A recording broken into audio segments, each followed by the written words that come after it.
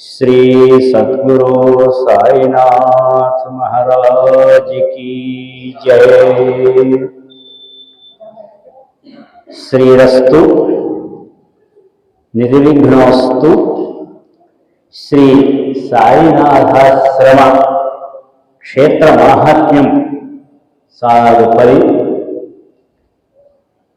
श्री सद्गुरु दत्तात्रेय स्वामी जयंती వచ్చే గురువారం డిసెంబర్ 4న కలదు.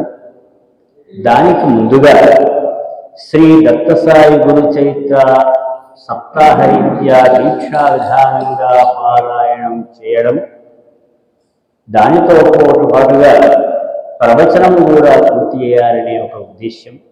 ఇందులో భాగంగా ముఖ్యంగా గత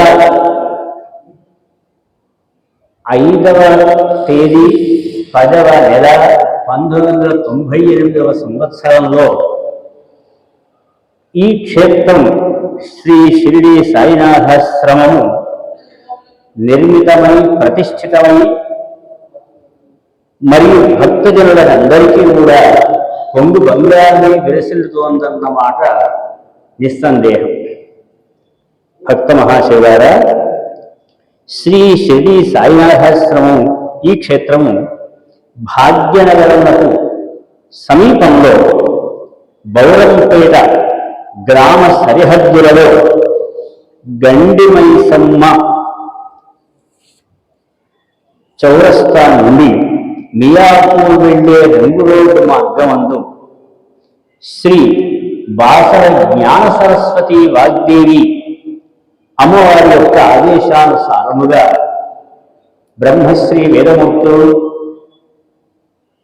యజన యాజన అధ్యయన అధ్యాపక దాన ప్రతిగ్రహ మొదలైన షట్కర్మ నిరతులు, సదాచార సంపన్నులు, నిష్ఠాపరులు, వేదమూర్తులైన శ్రీ నిమ్మాని విమలాదేవి రామమూర్తి గారి కరకమలములచే అమ్మవారి ఆదేశానుసారం ఈ ఆశ్రమం నిర్మాణం జరిగింది. ప్రతిష్టా కార్యక్రమం పూర్తయింది మహావైభవంగా.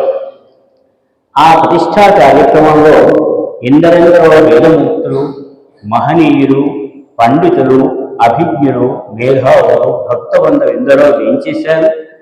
చాలా వైభవోపేతంగా పూజా కార్యక్రమాలు, నిత్యారాధనలు, సదాచార సాంప్రదాయ పద్ధతిలో పూజా విధానాలు, అన్నదానములు ఎన్నెన్నో విరివిగా జరిగి భక్తుల యొక్క ఆనందాన్ని చూరగొంటున్న మాట నిత్య సత్యం. ఇట్టి సువిశాల సుందర ప్రశాంత ధ్యాన భవనమందు శ్రీ సాయినాథ స్వామి వారు సూర్యకోటి సమప్రభలతో, అనంతకోటి హస్తములతో ఇలలో తన సేవకుల మనోభీష్టములను నెరవేరుస్తూ భక్తుల వారికి కొంగు బంగారమై తేజోమయంగా విరాజిల్లుతూ ఉన్నారు. ఇలాంటి సాయినాథ స్వామి వారిని భక్తవృందం అంతా కూడా ప్రతి నిత్యము దర్శించుకోవడం, భజించడం, సేవించడం ఉంది. మరియు గురువారం స్వామివారికి ప్రీతికరమైన వారం కాబట్టి ఆ రోజు ఇంకా శ్రద్ధాభక్తి మొదలైన వాటితో శ్రద్ధ సబూరి ఇవన్నీ కలిసి ఆ స్వామివారి యొక్క పాదారవింద ధ్యానంతో నిత్య నిష్ఠతో, నియమనిష్టతో భక్తులంతా వెంచిస్తున్నారు. దైవ కార్యక్రమాలు నిరంతరాయంగా కొనసాగుతూ ఉన్నాయి. ఇందులో భాగంగా భక్త బృందమునకు ఏదైనా ఒక చిన్నపాటి సంశయం రావచ్చు. అసలు శ్రీ సద్గురు దత్తాత్రేయ స్వామి వారి యొక్క గురు చరిత్ర ఉంది, మరియు శ్రీ షిరిడి సాయినాథ స్వామివారి చరిత్ర కూడా ఉంది.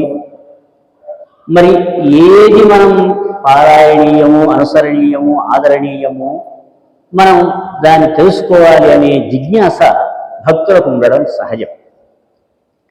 అందులో శ్రీ దత్తాత్రేయ స్వామి వారి యొక్క అవతార ఘట్టం మనకు శ్రీమద్భాగవతాది మహాపురాణాలలో కనిపిస్తూ ఉంటుంది. ఏకవింశత్యవతారములు అందరికీ తెలిసి ఉన్న దశావతారములే కాక ఏకవింశత్యవతారాలలో కూడా శ్రీ సద్గురు దత్తాత్రేయ స్వామి త్రిమూర్త్యాత్మక స్వరూపము అని సెలవిచ్చి ఉన్నారు. అందువల్లనే గురుర్బ్రహ్మ గురుర్విష్ణు గురుర్దేవో మహేశ్వర గురు సాక్షాత్ పరబ్రహ్మ తస్మై శ్రీ గురవే నమః. సృష్టికర్త అయిన బ్రహ్మదేవుడు, స్థితికర్త అయిన విష్ణుమూర్తి, లయకర్త అయిన పరమశివుడు, ఇలాంటి త్రిమూర్త్యాత్మక స్వరూపంతో సద్గురునాథుడు దత్తాత్రేయమూర్తిగా ఆ సేవ ఆరాధ్య దైవంగా కొలుస్తూ ఉన్నటువంటి భక్త బృందవంతా అవతార స్వరూపులుగా వివిధ పద్ధతులలో అక్కలకోట మహారాజు గారు కానీ, ఉమ్నాబాద్ మాణిక్య ప్రభు గారు కానీ, ఇంకా ఎందరెందరో మహనీయులు ఉన్నారు. మహారాష్ట్ర రాష్ట్రంలో, మరియు కర్ణాటక రాష్ట్రంలో, మిగతా కొన్ని ప్రదేశాలలో అమూల్యములైన తమ మహిమలను అందిస్తూ అనిమాద్యష్ట సిద్ధులు కలిగినటువంటి ఆ మహనీయుల యొక్క చరితములు చాలా ఆరాధ్యములు, సేవ్యములు, పూజనీయములు. ఇందులో భాగంగా శ్రీ సాయినాథ స్వామి వారు కూడా బాబా రూపంలో మనకందరికీ కోరిన ఫలితములను అందజేస్తూ వారి వారి కష్ట నష్టములను తొలగిస్తూ వారి యొక్క మనోభీష్టలను నెరవేర్చటే కాక మానసిక ప్రశాంతతను కూడా సమకూరుస్తున్నటువంటి కలియుగ ప్రత్యక్ష దైవంగా భావించవచ్చు. ఇందులో ఈ గురుచైత్ర పారాయణంలో సప్తాహ దీక్ష మధ్యలో ఉన్నటువంటి అంశం ఏమిటంటే శ్రీ గురు గీత అని ఒకటి కలదు. అనగా శ్రీమద్ భగవద్గీత శ్రీకృష్ణ పరమాత్మ అర్జునునికి 18 అధ్యాయములుగా విభజింపబడినటువంటి భక్తి యోగము, జ్ఞానయోగము, కర్మయోగము, ఆత్మసంయమ యోగము, పురుషోత్తమ ప్రాప్తి యోగం మొదలైనటువంటి 18 యోగములలో ఆధ్యాత్మిక వివరములు ఎన్నెన్నో తెలిపి ఉన్నాయి. అట్లాగే ఈ గురుగీత అనేటువంటి ఒకనొక అత్యుత్తమ ఆధ్యాత్మిక భావ సంపద నెలకొన్నటువంటి అంశం. ఈ గురుగీతలో కూడా ఏమి అంటే ఎన్నెన్నో కథలతో కూడి ఉన్న అంశం. ఎందరెందరో భక్తులు వారి వారి స్వానుభూతులను పంచినటువంటి అంశం. నృసింహ సరస్వతి స్వామి వారి చేత చెప్పబడిన కథాఘట్టం, సరస్వతి గంగాధర వారి చేత రచింపబడిన అంశం గురుగీతా వర్ణనం. ఇది సిద్ధ నామధారక సంవాదం. సిద్ధముని గురువుగారు, నామధారకుడు శిష్యుడు. ఆ గురు శిష్యుల యొక్క ఉత్తర ప్రత్యుత్తరముల ద్వారా సందేహములు, సమాధానములు చెబుతున్నటువంటి విశిష్టమైన ఈ గురుగీత విధానం. ఇది ఒక విషయమైతే, మరొక అంశం ఏమిటంటే స్కాంద పురాణాంతర్గతంలో కూడా ఉమామహేశ్వర సంవాదంలో పార్వతీదేవి పరమేశ్వరుని ప్రార్థించటం, ఆ పరమేశ్వరుడు కైలాస పర్వత ప్రాంతంలో సువిశాల తపోవనంలో పార్వతీదేవి యొక్క కోరిక మేరకు ఈ గురుగీతా విధానాన్ని తెలపడం జరిగింది. అందులో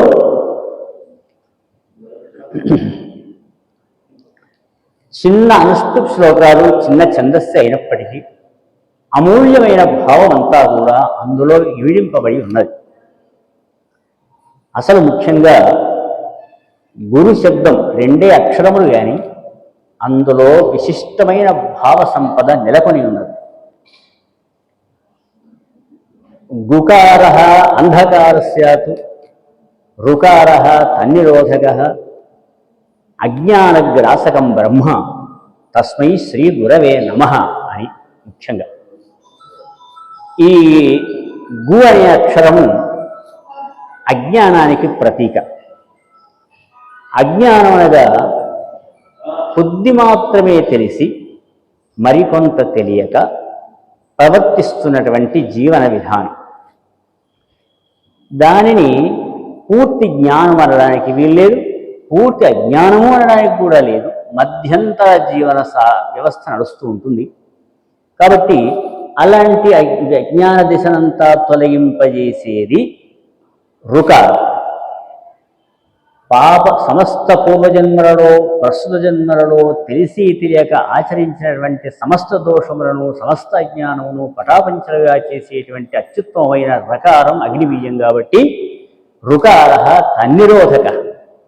ఈ గురుశబ్దవాచ్యుడు ప్రాపంచికంగా ముందు ఆలోచిస్తే బాల్య దశలో విద్యార్థిని ఒక పాఠశాలలో చేర్పించినప్పుడు అక్కడ ఉండే ఉపాధ్యాయుడు ఇతనికి అకారాది వర్ణమాల నుంచి ప్రారంభించి ఎన్నెన్నో విశిష్టములైన భావములతో కూడిన పద్యములు, శ్లోకములు, ఇవన్నీగాక ఇంకెన్నెన్నో తరగతులు, పాఠ్యాంశములన్నీ బోధిస్తూ ఉంటారు. ఈ బోధన బాగా ఆకలింపు చేసుకున్న విద్యార్థి క్రమక్రమంగా అన్ని పరీక్షలలో ఉత్తీర్ణుడై తాను కూడా ఒకనాటికి గురుశబ్దవాచ్యుడుగా పరిగణింపబడతాడు, తన కింద విద్యార్థి బృందం కొందరిని పెంచుకొని. కాబట్టి ఇది మొదటి బాల్య దశలో ఉన్న విద్యార్థి స్వరూపం.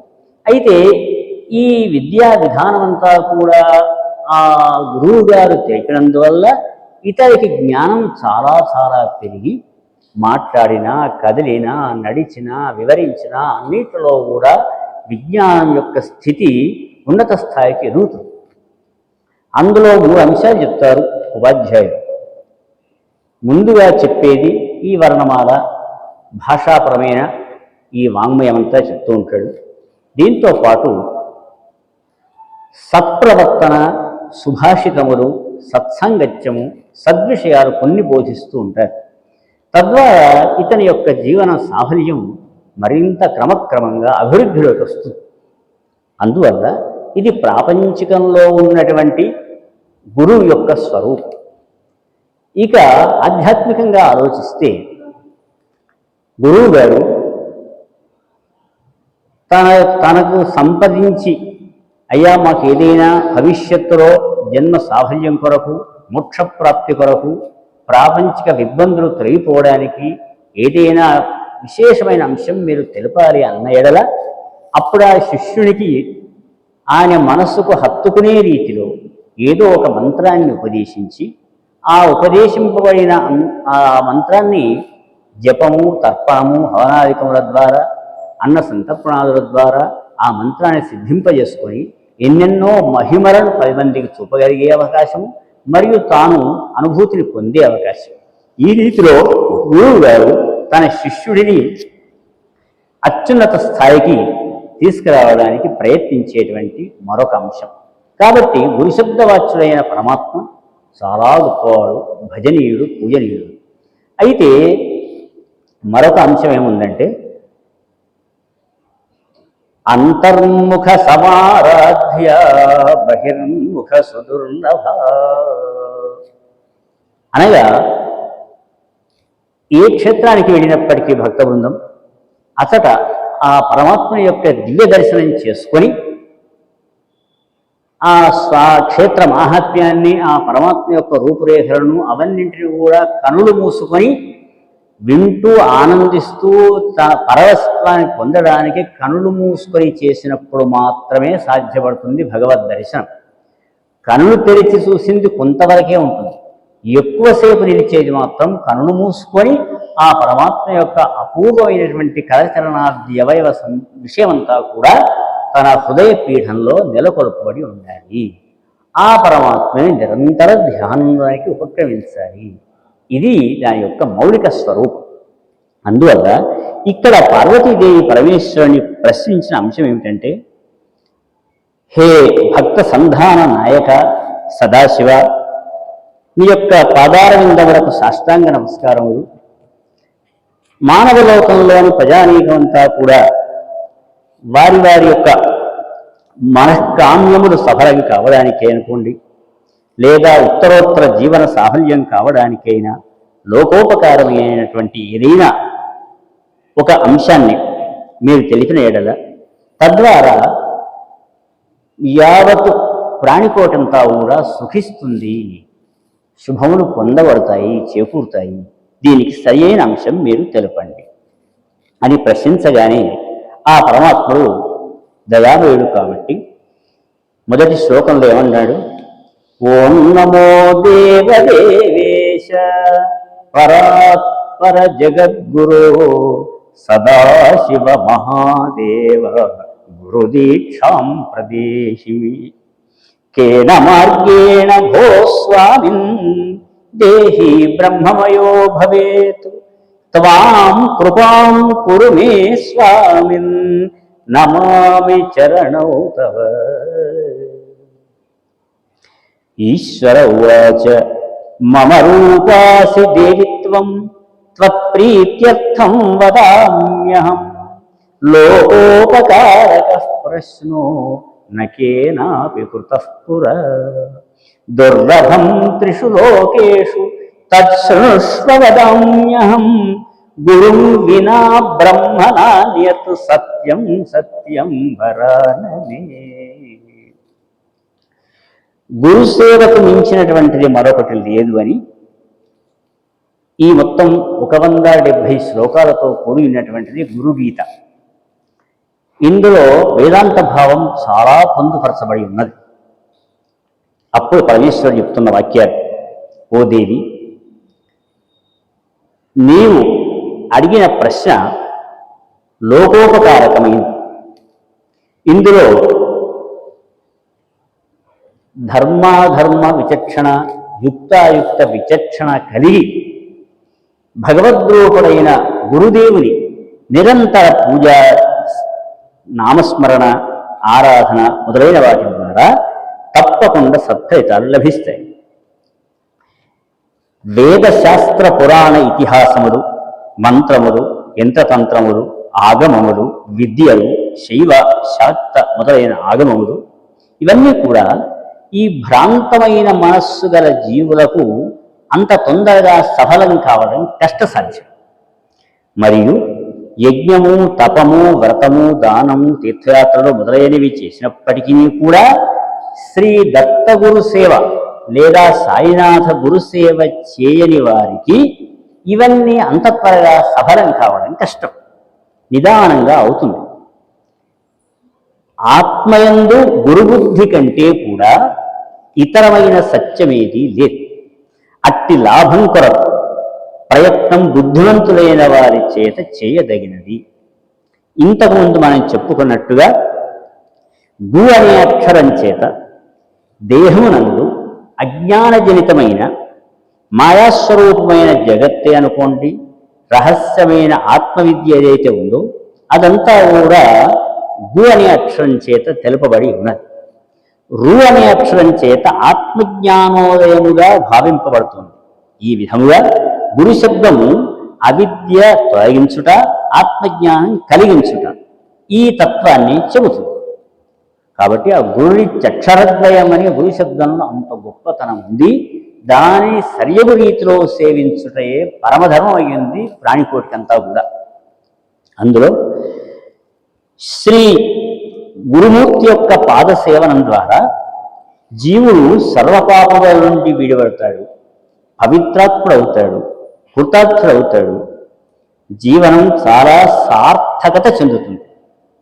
మరియు గురు పాదకమలములను స్మరించి ఆ పాదోదకం శిరస్సును ధరించి ఆ తీర్థమే కనుక తీసుకున్న ఎడల సమస్త గంగానదీ స్నాన ఫలం చేసినంత ఫలితం ఏర్పడుతుంది.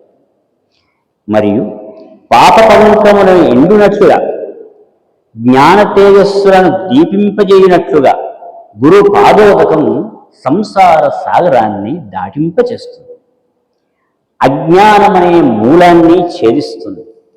జన్మ కర్మలో దుర్దోషాలను నివారిస్తోంది. గురుపాదోదక సేవనం ద్వారా జ్ఞాన వైరాగ్య సిద్ధి ఏర్పడుతుంది. మరియు గురుపాద తీర్థ సేవనంతో పాటు గురు ఉచ్ఛిష్ట భోజనంతో, గురుమూర్తి ధ్యానంతో, గురుమంత్ర నామంతో, మరియు గురువు నివసించే ప్రదేశం కూడా కాశీక్షేత్రమని భావించి, గురు పాదోదకమే గంగాదేవని భావించి, గురువే ఈశ్వరుడు, గురువే తారక బ్రహ్మము అనే భావనతో గురు పాదోదకం యందు మరియు తగిన సేవా విధానమందు లక్ష్యగతమైన భావశుద్ధి ఎప్పుడు ఉంటుందో అప్పుడు ఆ గురుమూర్తి యొక్క అనుగ్రహం చాలా సంతృప్తిగా, ఇతోధికంగా ఏర్పడుతుంది. కావున గురుమూర్తిని స్మరించాలి, గురునామమును స్మరించాలి, గురువాజ్ఞ నెరవేర్చాలి. గురుమూర్తిని నిండైన త్రికరణ శుద్ధ్యా మనసా వాచా కర్మణ సర్వేంద్రియములతో భగవద్ ఆరాధన నిరంతరం చేయాలి అని ఈ విధంగా గురుమూర్తికి నమస్కారం అని చెప్తూ మొదలంతా కూడా ఆ శిష్యుడు అయిన భక్తుడు గురుమూర్తికి గురు పాదసేవనం, గురుముఖ ధ్యానం, గురువు అనుగ్రహం ఇవన్నీ కూడా వివరాలు మాట్లాడుతూ గుకారస్ ప్రథమో వర్ణో మాయాది గుణభాసక రుకారో ద్వితీయో బ్రహ్మ మాయా భ్రాంతి వినాశనం. గురుభక్తులైన వాడు తన ఆశ్రమమును, తన జాతిని, తన కీర్తిని, తన శరీర పోషణాది విధానములను అన్నింటినీ కూడా గురువుగారి పాదముల ఎందే సమర్పించాలి. పాలముంచినా నీట ఉంచినా నీదే భారం అని పరమాత్మని పాదారవింద ధ్యానంలో స్వామివారి యందు నిండైన అర్పణభావం ఆత్మనివేదన భక్తి అని దాని పేరు. శ్రీమద్భాగవతంలో కూడా నవవిధ భక్తులలో మొట్టమొదటిది శ్రవణ భక్తి. శ్రవణం కీర్తనం విష్ణో స్మరణం పాదసేవనం అర్చనం వందనం దాస్యం సఖ్యమాత్మ నివేదనం. అంటే ఆధ్యాత్మిక జిజ్ఞాస పెంచుకోవాలనే ఆస్తిక వదన్యులకు, ఆస్తిక భావం కల వారికి మాత్రమే చెప్పవలసిన అంశమే. అందులో మొదలైమన్నారు శ్రవణ భక్తి ముఖ్యమన్నారు. ఇలాంటి విశిష్ట క్షేత్రములలో ప్రవక్తల ద్వారా ఆధ్యాత్మిక కథా కథనం అన్నీ కూడా వింటూ ఎవరెవరు ఏ రీతిగా ఆచరించారు, ఎవరెవరి స్వానుభవాలు ఎలా ఉన్నాయి, వారి వారి అనుభూతులన్నింటినీ కూడా రామాయణ భారత భాగవతాది పురాణాలు మరియు చరిత్రలు, ఇతిహాసములు, వారు చేసినటువంటి కృషి ఫలితములు అవన్నీ కూడా వినుట ద్వారా మనం ఎలా ఆచరించాలో మనకు బోధపడుతుంది. కాబట్టి అది శ్రవణము అని శ్రవణ భక్తి అని మొదటి భక్తి నవవిధ భక్తులలో. రెండవది కీర్తన భక్తి, అనగా 10 మందితో కూడి ఇప్పుడు మనం పల్లకీ సేవ చేశాం. సీతారాం సీతారాం సీతారాం పరిపాలయ మాం, సాయి రాం సాయి రాం సాయి రాం పరిపాలయ మాం అని ఈ విధంగా నామస్మరణ చేస్తూ మనం పల్లకీ సేవ చేశాం. ఇంకొక విశేషం ఏమున్నదంటే అసలు మొత్తం వివిధమైన ఉపచారములు చాలా ఉన్నాయి భగవద్ ఆరాధన విషయంలో. చతుష్షష్ఠుపచారములు అని 64 విధాలుగా ఉంది. పరమాత్మ సేవ చేయడంలో పద్ధతులు విభిన్నములుగా ఉన్నాయి. తర్వాత షోడశోపచారములు అని చాలామంది ద్వారా నిర్వహింపబడుతున్న అంశం. దైవమూర్తుల ద్వారా, వేదమూర్తుల ద్వారా నిర్వహింపబడుతున్న షోడశోపచారములు, 16 విధముల ఉపచారాలు. ఇంకా తగ్గింపు స్థాయిలో ఉన్నవాళ్ళు పంచోపచారములు అని, ఇవన్నీ ఉపచారాలలో భిన్న భిన్న పద్ధతులు.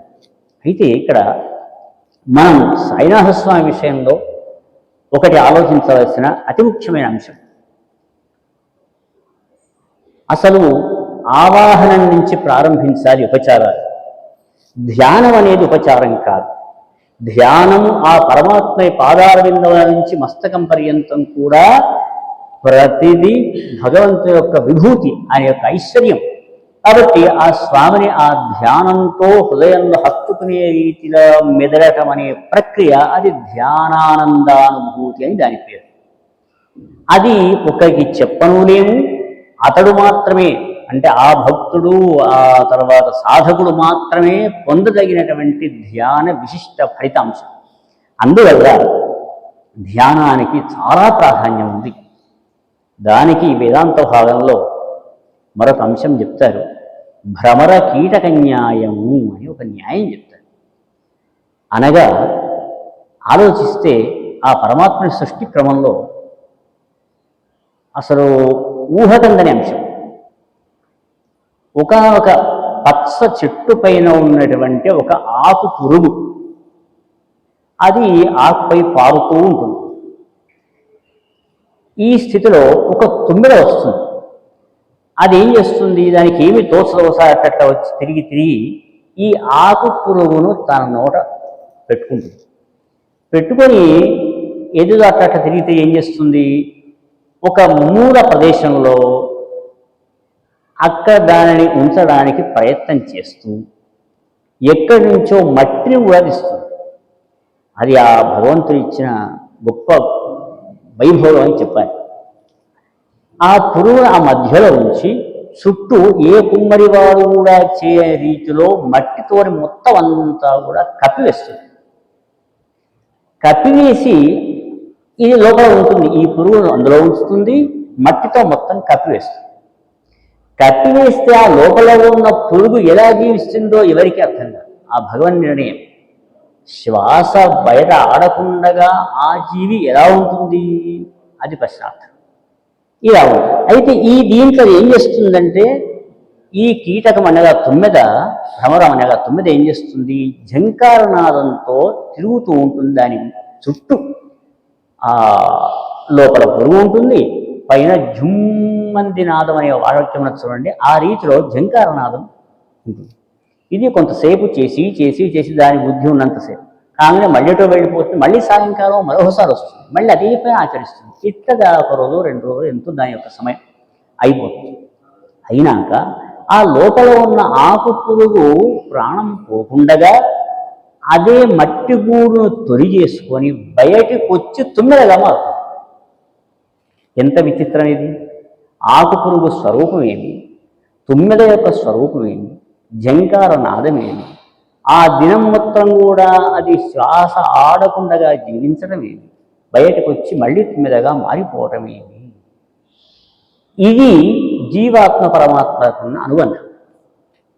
జీవాత్ముడు కూడా ఎట్లా ఉండాలి, పరమాత్ముని యొక్క అనగా ఆ స్వామి లోపల ఉన్నాడు, ఆ స్వామి మనం ఎలా సేవించాలి, ధ్యానం ఎలా ఆచరించాలి, ఎట్లయితే తల్లీనులమై తదాత్మలమై తత్సేవకులమై ఆ దైవమా నీవే తప్ప ఇతఃపరం వెలుగ మన్నింపం దగున్ దీనినుందని ఆ గజేంద్రుడు ఏ రకంగా పరమాత్మని మరలి తన యొక్క ఆత్మరక్షణ గావింపజేసుకున్నాడో గజేంద్రమోక్షణ కథలో, ఆ రీతిలో భగవత్పరమైనటువంటి భావనా బలాన్ని ఆ పద్ధతిలో పెంచుకోగలిగాలి. అది సాధకుని యొక్క పూర్ణ లక్షణం. ప్రాపంచిక వ్యవహారములు ఎన్ని ఆచరించినా ఇవన్నీ అశాశ్వతములనే భావన ఒకవైపు పెట్టుకొని శాశ్వతమైనటువంటి బ్రహ్మానందానుభూతిని పెంచుకోవడానికి తగురీతి ప్రయత్నం ఆచరించాలి. ఇలా ఇప్పుడు నేను ముందు చెప్పినటువంటి షోడశోపచారములలో మొదలు ధ్యానం అనేది ఉపచారం కాకున్నను. ఉపచారం అనగా అర్థమేమి, ఒక వస్తువును సమర్పణ చేయడం ఉపచారం. అయితే ధ్యానం అనేది పరమాత్మని విగ్రహ ప్రతిష్ఠ అయిన తర్వాత పూజ చేసే ముందు చేసే ధ్యాన పతే ఏదైనా కూడా. అయితే ఒక వ్రతం చేసుకున్నాం, అక్కడి నుంచి ఆవాహన కలశ స్థాపన ప్రారంభం. సత్యనారాయణ వ్రతం, అనంత వ్రతం మొదలైన వ్రతాలన్నీ చేసినప్పుడు లేదా ఒక ఉత్సవాలు ఏదైనా చేసినప్పుడు కలశ స్థాపన చేస్తాం.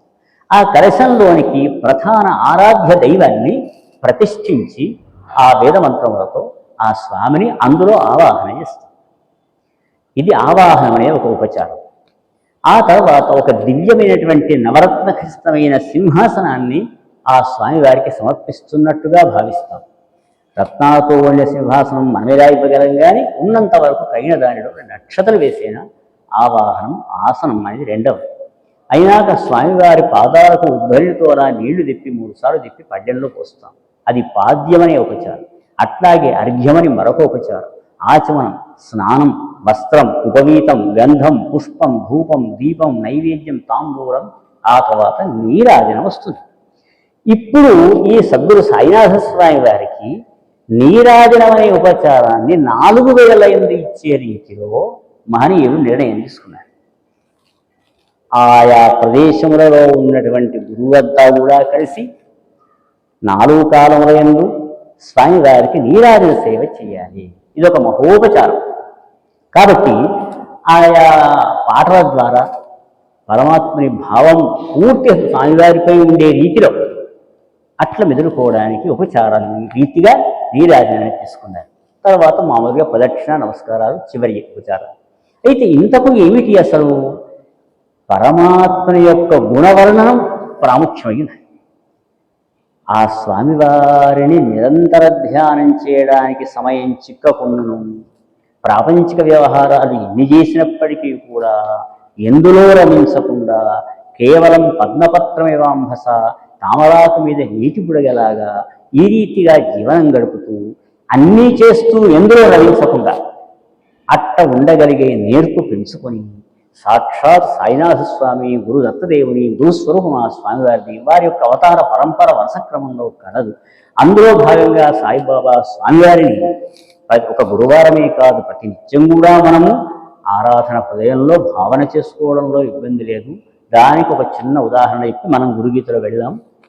ఒక సంస్కృత జ్ఞానం గల ఒక పండితుడు, ఏమీ విజ్ఞానం లేని పామరుడు విష్ణుమూర్తి గురించి సేవ చేస్తున్నారు. ఆ భజన ధ్యానం అనుష్ఠానం పారాయణం చేస్తున్నారు. అయితే తెలిసిన వారు ఏమంటున్నాడు, రామశబ్దం అంటే రామాయ, శివశబ్దం అంటే శివాయ నమః, శివుని కొరకు నమస్కారం, రామాయ రాముని కొరకు నమస్కారం అని మామూలుగా ఇది సంస్కృతం యొక్క వాక్య నిర్మాణం. అట్లాగే ఈ మూర్ఖుడు ఏం చేశాడు, తెలివని పామరుడు, మూర్ఖో వదతి విష్ణాయ విద్వాన్ వదతి విష్ణవే. విష్ణు శబ్దం ఉకారాంతం శంభు శబ్దం లాగా విష్ణవే నమః లేదా గురవే నమః ఇలాంటి పదజాలం ఉంటాయి. అయితే ఇతను ఏమనుకున్నాడు, తెలియని పామరుడు కాబట్టి రామాయ అన్నట్టే విష్ణాయ కదా అనుకున్నాడు. విష్ణాయ నమః అన్నాడు. అది మూర్ఖుని యొక్క పదజాలం, ఆ పదప్రయోగం అలా ఉంది. మూర్ఖో వదతి విష్ణాయ విద్వాన్ వదతి విష్ణవే. విష్ణవే నమః అని తెలిసిన పండితుడు. ఈ మధ్యలో ఏమైంది, సేవింపబడుతున్నవాడు విష్ణుమూర్తి. రాముడు శ్రీరాముడే కావచ్చు, శ్రీకృష్ణుడే కావచ్చు, లక్ష్మణస్వామి కావచ్చు, వెంకటేశ్వర స్వామి, విష్ణుపరమైన అవతారాలు ఎన్నో ఉన్నాయి కాబట్టి ఆ ఆరాధ్యమూర్తి అయిన విష్ణుమూర్తి బాగా ఆలోచించాడు, ఎలా ఉంది వీళ్ళ యొక్క వాక్య ప్రయోగం. సరే, వాడు అజ్ఞానం, వీడికి విజ్ఞానం. అయితే విజ్ఞానం అనే గర్వం ఎక్కడ ఉంది, అజ్ఞానం అనే చీకట్లో క్రమ్ముకొని అతడు ఉన్నాడు. ఏది ఏమైనా కానీ నన్నైతే స్మరించారు కదా, అందువల్ల ఏం చేశాడు, ఉభయోహో సదృశం పుణ్యం భావగ్రాహి జనార్దన. ఇరువురికి సమానమైన ఫలితాన్ని ఇచ్చాడు. వాళ్ళు కోరుకున్న కోరికను ఫలింపజేశాడు ఇద్దరికి. అదేలా, వాడు అపశబ్దం పలికాడు కదా, అతనికి మంచి ఫలితం ఎలా ఇవ్వడం సాధ్యం అంటే కాదు. వాని భావం ఎక్కడ ఉంది, పరమాత్మని పాదార విందముల యందు నిండైన భక్తి శ్రద్ధ కలిగి ఉన్నాడు. స్వామి, నా యొక్క దోషాలను పరిహరించు, పుణ్యములను ప్రసాదించు, వరములను ప్రసాదించు, నా జీవితాన్ని జన్మధన్యం చెయ్యి, నాకు మోక్షప్రాప్తి కలిగింపజేయి. ఇలాంటి విశిష్టమైన భావాలన్నీ కూడా హృదయంలో పెట్టుకొని పరమాత్మ ధ్యానంతో అనుష్ఠానంతో ఆ రకంగా మరి సేవ చేయడం మూలాన పరమాత్ముడు ప్రాపంచిక భావములకు ప్రాధాన్యం కాదు, ప్రాపంచిక పదములకు వీటికి కాదు, భాషావాంగ్మయ ఈ రూపు కాదు. వాని హృదయం ఎలా ఉంది, హృదయం పరమ పవిత్రమై ఉందా, సేవకు యోగ్యమైందా అయోగ్యమైందా, ఇగో వీటిని మాత్రమే పరిశీలించే తత్వం పరమాత్మ. కాబట్టి అలాంటి పరమాత్మ తత్వం అది శ్లాఘనీయం, నిరుపమానం, అది అంత గొప్పది. అయితే ఇప్పుడు ఇక్కడ ఏం చెప్పాడు అంటే, గురువే బ్రహ్మ, గురువే విష్ణువు, గురువే రుద్రుడు, గురువే పరబ్రహ్మ, అట్టి గురువునకు నమస్కారం. జగములకు కారణమైన సంసార సముద్రమునకు సేతువైన అన్ని విద్యలకు ప్రభువైన శివమూర్తి స్వరూపుడైన గురుమూర్తికి నమస్కారం.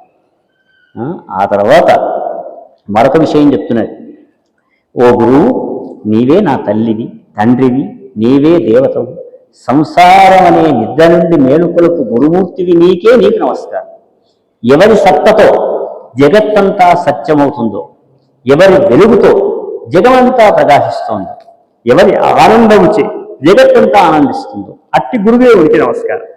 ఎవరి ఉనికి చేత ఈ ప్రపంచం ఉన్నదగునో, ఏది సూర్యరూపంలో ప్రకాశిస్తోందో, ఎవరి ప్రీతి చేత పుత్రాదులంతా ప్రియులైపోతారో అట్టి గురుదేవులకు నమస్కారం.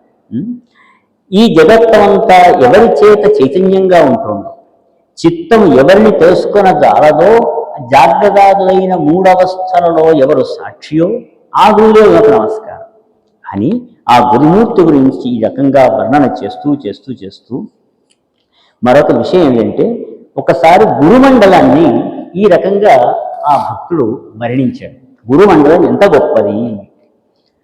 శ్రీనాథాది గురుత్రయం గణపతిం పీఠత్రయం భైరవం సిద్ధౌఘం వటుకత్రయం పదయుగం దూతీత్రయం శాంభవం వీరేశాష్టచతుష్కషష్టినవకం వీరావళీ పంచకం శ్రీమన్మాలిని మంత్రరాజ సహితం వందే గురోర్మండలం.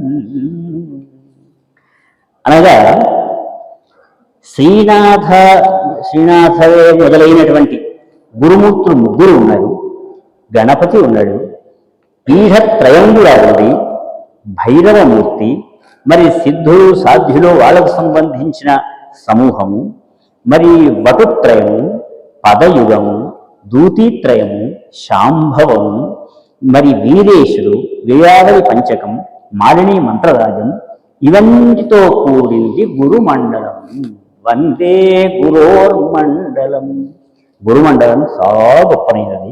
అలాంటి గురుమండలానికి నమస్కారం చేస్తూ ఈ సకల భువనం అనే నాటక రంగంలో నిలుపుటకు ఒక చిన్నపాటి గుంజ లాంటివాడు, తయారసమును వర్షించేవాడు, తత్వముల పంక్తికి సమూహమైన వాడు, అన్ని సమయములలో సంతోషాన్ని కురిపించేవాడు, సచ్చిదానంద పరబ్రహ్మయందు దృష్టి గలవాడు. అలాంటి గురుమూర్తికి నమస్కారం. అంతేగాక ఎవరిని స్మరించినంత మాత్రాన బ్రహ్మజ్ఞానం కలుగుతుందో, ఎవరిని లభిస్తే అన్ని లభించినట్లో ఆ గురుదేవునికి వందనం. అంటే ఆ గురుదేవుని యొక్క ధ్యాన ఈ ఉపచారాలతో పాటుగా ఇంకొక అంశం ఏముందంటే అది చాలా విలువైనది. కనులు మూసుకొని ధ్యానం చేసే సందర్భంలో ఏమవుతుంది, మిగతా అనర్థదాయకములైన ఈ ప్రాపంచిక వ్యవహారాలన్నీ మేధస్సుకు వస్తూ ఉంటాయి. అవి వచ్చినప్పుడల్లా తొలగింపజేయడానికి ప్రయత్నం బాగా చేస్తూ ఉండాలి. దానికి ఒక ఉదాహరణ చెప్పారు. ఈత నేర్చుకునేవాడు, ఇప్పటి కాలంలో తగ్గింది కానీ వెనకటి కాలంలో ఈత బావులలో నేర్చుకునేవాడు. అయితే అతనికి వెనక భాగంలో సొరకాయను ఆంధ్రపి రొట్టెలో ఏవో కట్టేవారు. అతడు తిరిగేవాడు, వెంబడి ఉండి తిరిగించేవాడు. వీళ్ళంతా అతడు తిరుగుతుంటే చేయవలసిన పనులు 4-5 ఉన్నాయి. వెనక పాదములు కొట్టడం, ఆ నీటిని నోటిలోనికి వచ్చిన నీటిని ఊసేయటం, మూడవది ఆ నీటిని 2 దోసిళ్లతో చేతులతో తోడుకోవటం పొట్ట కిందికి. ఇవన్నీ ఉంటూనే తల ఇట్ట పైకి లేపటం. ఈ మొదలైన ప్రక్రియలన్నీ చేస్తున్నప్పుడు కానీ చిన్నపాటి బుడగల ద్వారా, ఆ వస్తున్న చిన్న అలల ద్వారా ఈ ఈత కొట్టే సాధకుడు ఆవలి ఒడ్డుకు చేరడానికి అవకాశం ఏర్పడుతుంది. చిన్న బావిలో ఈదడానికి ఇంత ప్రయత్నం ఏర్పడితే సంసారం అనే సాగరాన్ని, సముద్రాన్ని దాటడానికి ఎంత ప్రయత్నం చేయాలి మానవుడు? ఎన్ని విధాల అవసరాలు ఉన్నాయి. అది ఊహకందని అంశం. చూస్తున్నటువంటి సమస్త ప్రపంచమంతా కూడా భగవత్ స్వరూపమే అయ్యున్నప్పుడు ఎవరిని ఏమీ అనడానికి లేదు. అందులో ఎదుటి వ్యక్తిలో ఉన్నవాడు భగవానుడే, మాట్లాడుతున్నవాడు భగవత్ స్వరూపమే. సమస్త పశుపక్ష్యాది ప్రాణికోటి అంతా కూడా భగవత్ స్వరూపమై ఉన్నది. సృష్టిక్రమం అంతా దైవ నిర్ణీతమై ఉన్నది. కాబట్టి అలాంటి దైవ స్వరూపమైన ఈ ప్రపంచాన్ని, ఈ జగత్తుకు సమాసంలో ఏమున్నది? జాయతే గచ్చతే ఇది జగత్ అని సమాస వాక్యం. పుడుతోంది, పోతోంది. జ అంటే పుట్టుట, గ అంటే పోట. ఇది జగత్తు. మరి ఇటువంటి దానిపైన ఎక్కువగా రమించడానికి వీలు లేదు. అట్లని పట్టుకోను రాదు, అట్లని వదలను రాదు. ఎలా అంటే ఈ మనోభావం, చిత్తవృత్తి తిని అందులో రమించకుండా మన హృదయంలో అట్టి పెట్టుకొని పరమాత్మే భవసాగరం నుండి దాటింపచేయవలసిన బాధ్యత నీదే అని ఆ పరమాత్మని పాదారవింద ధ్యానంతో సేవా దృక్పథంతో 10 మందికి పరోపకార పారాయణతో ఎప్పటికీ మంచి ప్రవర్తనతో సత్సాంగత్యంతో సత్ప్రవచనంతో సద్భాషణతో సద్రూపంతో జీవనాన్ని నెట్టాలి. అప్పుడు కదా వాడికి ముక్తి లభిస్తుంది. కనుక ఈ ప్రపంచాన్ని ఏమీ అనడానికి వీలు, అంతా దైవస్వరూపమే. సవ్యాప సవ్య మార్గస్థ, చెడు మంచి రెండిటితో కలిసి ఉన్నదే భగవత్ స్వరూపం అంతా కూడా. యావత్ ప్రపంచమంతా మంచితనంతో ఉంటుంది, చెడుతనంతో ఉంటుంది. అయితే మనకు అవసరమైనది మంచి కాబట్టి దానిని మాత్రమే స్వీకరించి అవగుణాన్ని తొలగించుకోవాలి. దానికి ఏం చెప్పారు వేదాంతవాదులు? నీరక్షీర న్యాయం అని చెప్పారు. అనగా ఒక కొలను వద్ద రాజహంస ఉంటుంది, హంసలు. అక్కడ పొడవైనటువంటి పూజలో పాలు నీళ్లు కలిపి ఉన్నటువంటి ఒక పూజానక్రమాన్ని ఏర్పాటు చేసినట్లయితే ఆ హంస ఏం చేస్తుంది? తన పొడవైన ముక్కుతో ఆ లోపల ఉన్నటువంటి చాలా మధురానందానుభూతిని కలిగింపజేసే చక్కని పాలు మాత్రమే గ్రోలి అవసరం లేని నీటిని వదిలివేస్తుంది. రెండు కలిపే ఉంటాయి, పాలు నీరు ఒకటే, దాంట్లో ఏమి తేడా. కలిసే ఉన్నటువంటి దాంట్లో నుంచి వేరు చేసే శక్తి కేవలం ఒక్క హంసకు మాత్రమే. అది భగవంతుడు ఇచ్చిన వరంగా భావించాలి. అట్లాగే ఈ మానవుడు కూడా పరమహంస అంటే యతీశ్వరుడు అయ్యేదాకా అంతవరకు భావనతోని అన్ని ఆశ్రమాలు చేస్తూనే కేవలం రాజహంసలాగా హంస తన యొక్క జీవితాన్ని సాఫల్యం చేసుకోవాలని చెబుతూ బ్రహ్మానందం పరమ సుఖదం కేవలం జ్ఞానమూర్తి ద్వంద్వాతీతం గగన సదృశం తత్వమస్యాదిలక్ష్యం ఏకం నిత్యం విమలమచలం సర్వధీ సాక్షిభూతం భావాతీతం త్రిగుణరహితం సద్గురుం తం నమామి. శ్రీమత్పరబ్రహ్మ గురుం స్మరామి, శ్రీమత్పరబ్రహ్మ గురుం భజామి, శ్రీమత్పరబ్రహ్మ గురుం వదామి, శ్రీమత్పరబ్రహ్మ గురుం నమామి. గురుదేవుని పరబ్రహ్మగా భావించాలి అన్నారు. ఆధ్యాత్మికంలో ఎంత లోతు వెళితే అంత ఆనందాన్ని మనకు కలిగిస్తుంది పరమాత్మ స్వరూపం. అటు మలగటం అనేది ఒకటి మాత్రమే మనలో అత్యవసరమైనటువంటి సాధన. ఈ పరమాత్మ యొక్క స్థితి సేవ ఎలా ఉంది అని అంటే బ్రహ్మానందం పరమ సుఖదం. అత్యుత్తమమైన సౌఖ్యాన్ని ఇచ్చేటువంటిది కేవలం భగవత్ సేవ తప్ప మరొకటి కాదు. మరియు జ్ఞానమే ఏక రాశీభూతమై ఉన్నది. ద్వంద్వములకు అతీతమైన భగవతత్వం, సుఖ దుఃఖములకు మిగతా వాటి అన్నిటి కూడా అతీతమైంది. మరి తత్వమసి అనే మహావాక్యములు వేదాంత శాస్త్రంలో ఉన్నటువంటి వాక్యాల యందు లక్ష్యం కలిగిన దైవతత్వం కనుక ఇవన్నిటి యందు భావాన్ని మరింత పెంచుకొని కామాది అరిషడ్వర్గరహితమైనటువంటి వ్యవస్థను మరింత బాగా పెంచుకొని ఆత్మజ్ఞానంతో ఇంకొక మాట ఏమిటంటే మననాతు మునిముచ్యతే అని. ముని అనగానే అందరూ ఏమనుకుంటారు? కాషాయ వస్త్రాలు కట్టుకోవడం, దండకమండలాలు పట్టుకోవడం, అయ్యో ఆయన ఒక మునీశ్వరుడు, ఒక యోగీశ్వరుడు, ఒక ఋషీశ్వరుడు, ఈ భావాలు అనుకోవడం ఉంటుంది. కానీ గృహస్థాశ్రమంలో, బ్రహ్మచర్యాశ్రమంలో, వానప్రస్థంలో, ఏ ఆశ్రమంలో ఉన్నా సరే, కానీ మననాతు ముని రుచ్యతే. మననమనగా ఏమిటి? ఎల్లవేళల తలంపు. గురువుగారు శిష్యుడికి ఇచ్చినటువంటి ఉపదేశమంత్రమే అవనండి, లేక గ్రంథాధారమైనటువంటి నామస్మరణాదులే అనుకోండి, మరి మహనీయులు చరించినటువంటి సద్విషయ ప్రస్తావమే అనుకోండి, ఏదైనా దానిని తలంచుట అనేది అవసరం. ఈ తలంపు ఎట్లా ఉండాలి అనగా ఇప్పుడు ఇంతకుముందు చెప్పిన ఉదాహరణతో పాటుగా మరొకటి ఏమున్నది అంటే నాణ్యమునకు ఇరువైపులా అన్నట్టు ఉండాలి. అనగా ఒకవైపు నంబర్ ఉంటుంది, ఒకవైపు బొమ్మ ఉంటుంది సహజంగా. అయితే ఈ రెండు ఉన్నదాని నాణ్యం, ఆ నాణ్యం మాత్రమే చెల్లుబాటు అవుతుంది. అట్లాగే సగుణము నిర్గుణము అని పరమాత్మ యొక్క సాయినాథ స్వామి, గురు దత్తాత్రేయ స్వామి ఇంకా మొదలైన దేవత యొక్క విగ్రహం అంతా కూడా దేనికి?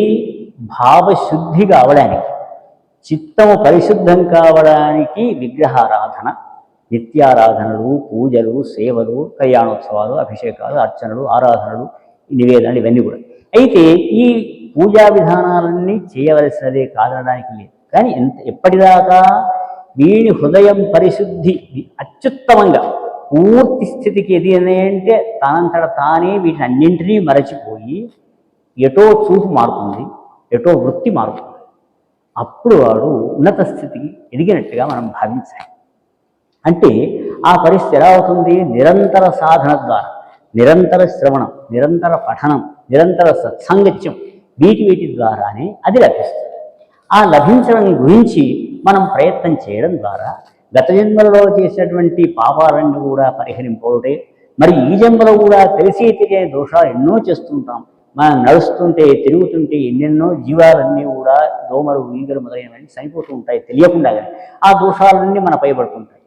తెలిసి చేసేటువంటి కొన్ని క్రూర సర్పములు, తేళ్లు మొదలైనటువంటి వచ్చినప్పుడు ఈ తొందరలో ఆలస్యం కాకుండా వాటిని సంహరించడానికి ప్రయత్నం చేస్తాం. ఇలాంటి ఎన్నో తెలిసి దోషాలు బాగా ఉంటాయి. అయితే ఇలాంటి దోషాలు పరిహరింపబడడానికి మరియు భగవతత్వాన్ని నిరంతరం సాధన సేవనం చేయడం ద్వారా ముక్తి మనకు లభిస్తుంది, సందేహం లేదు. ముక్తి లభించడానికి మనం చేయవలసిన కృషి, సాధారణంగా విద్యార్థి దశలో వెనుకట 2 వాక్యములు చెప్పేవారు. అమ్మ అంటే ఆ, మాకు మావతిస్తే మా, అన్న నాకు నామతిస్తే నా, ఇట్లా గుణింతాలు చెప్పేవారు ఆనాటి కాలం. సరే, ఆ తర్వాత ఈ పదజాలం అంతా పొయ్యి ఎక్కడి దాకా ఎదుగుతుంది? భావం బాగా భాష ఎందు పట్టు పెరిగిన తర్వాత మంచి మంచి పద్యాలకు, శ్లోకాలకు అర్థం చెప్పగలిగే స్థాయి పెరిగి, అంతేగాక విశిష్టమైన పదజాలంతో, భావజాలంతో, అలంకారాలతో, ఛందస్సుతో ససందర్భంగా చక్కని పద్యరచన, శ్లోకరచన గావించే కవీశ్వరుని స్థాయి దాకా ఎదుగుతుంది. అప్పుడు అందరూ ఏమంటారు? ఇంత గొప్పవాడు, ఒకనాడు ఎంతటి చిన్న విద్యార్థి ఇవాళ మొత్తం ఫలానా రాష్ట్రం వ్యాప్తంగా లేదా దేశవ్యాప్తంగా ఉన్నత స్థాయికి వచ్చాడు కదా అని అందరూ హర్షించే స్థితి. ఇది ప్రాపంచికంగా ఎలా ఉందో పారమార్థికంగా కూడా ఆ రీతిలో ఎదగడానికి ప్రయత్నించవలసిన అవసరం ఎంతో ఉంది. ఎందువల్ల? మనకున్నది కొద్దిపాటి సమయమే. ఏ క్షణం ఏమి జరుగుతుందో ఎవరికి అంతుబట్టని అంశం. 4 కాలాల పాటు మనం ఉండగలుగుతాము అని అనుకోవడానికి లేదు. ఇది కేవలం బుడగ లాంటిది, నీటి బుడగ ఎంతో ఇదంతా. అట్లని వదలడం చేస్తూ పోతుండాలి. కాబట్టి ఇక్కడ ఏం చెప్పిందంటే, మంత్రరాజమిదం దేవి గురురిత్యక్షరద్వయం స్మృతి వేదార్థవాక్యేన గురు సాక్షాత్పరం పదం. గురువు యొక్క అనుగ్రహం చేత ఆత్మారాముని దర్శించవచ్చు. ఈ గురుమార్గం చేత ఆత్మజ్ఞానం ఒకరి నుండి ఒకరికి అందుతూ ఉంటుంది. బ్రహ్మ మొదలు గడ్డిపోస వరకు అంతా బ్రహ్మస్వరూపమే. కావున స్థావర జంగమాత్మక జగన్మయమైన బ్రహ్మములకు నమస్కరించదను. ఈ బ్రహ్మ అనే పదానికి కొంచెం మనం విశ్లేషించవలసిన అవసరం. త్రిమూర్తులలో బ్రహ్మదేవుడు, బ్రహ్మ అనే పదం సమస్త ప్రాణికోటిని సృష్టించే విధానం. ఆ దానిని ఏమంటున్నాం మనము? జంగమాత్మకము. జంగమం అంటే కదిలే వస్తుజాలం అంతా కూడా.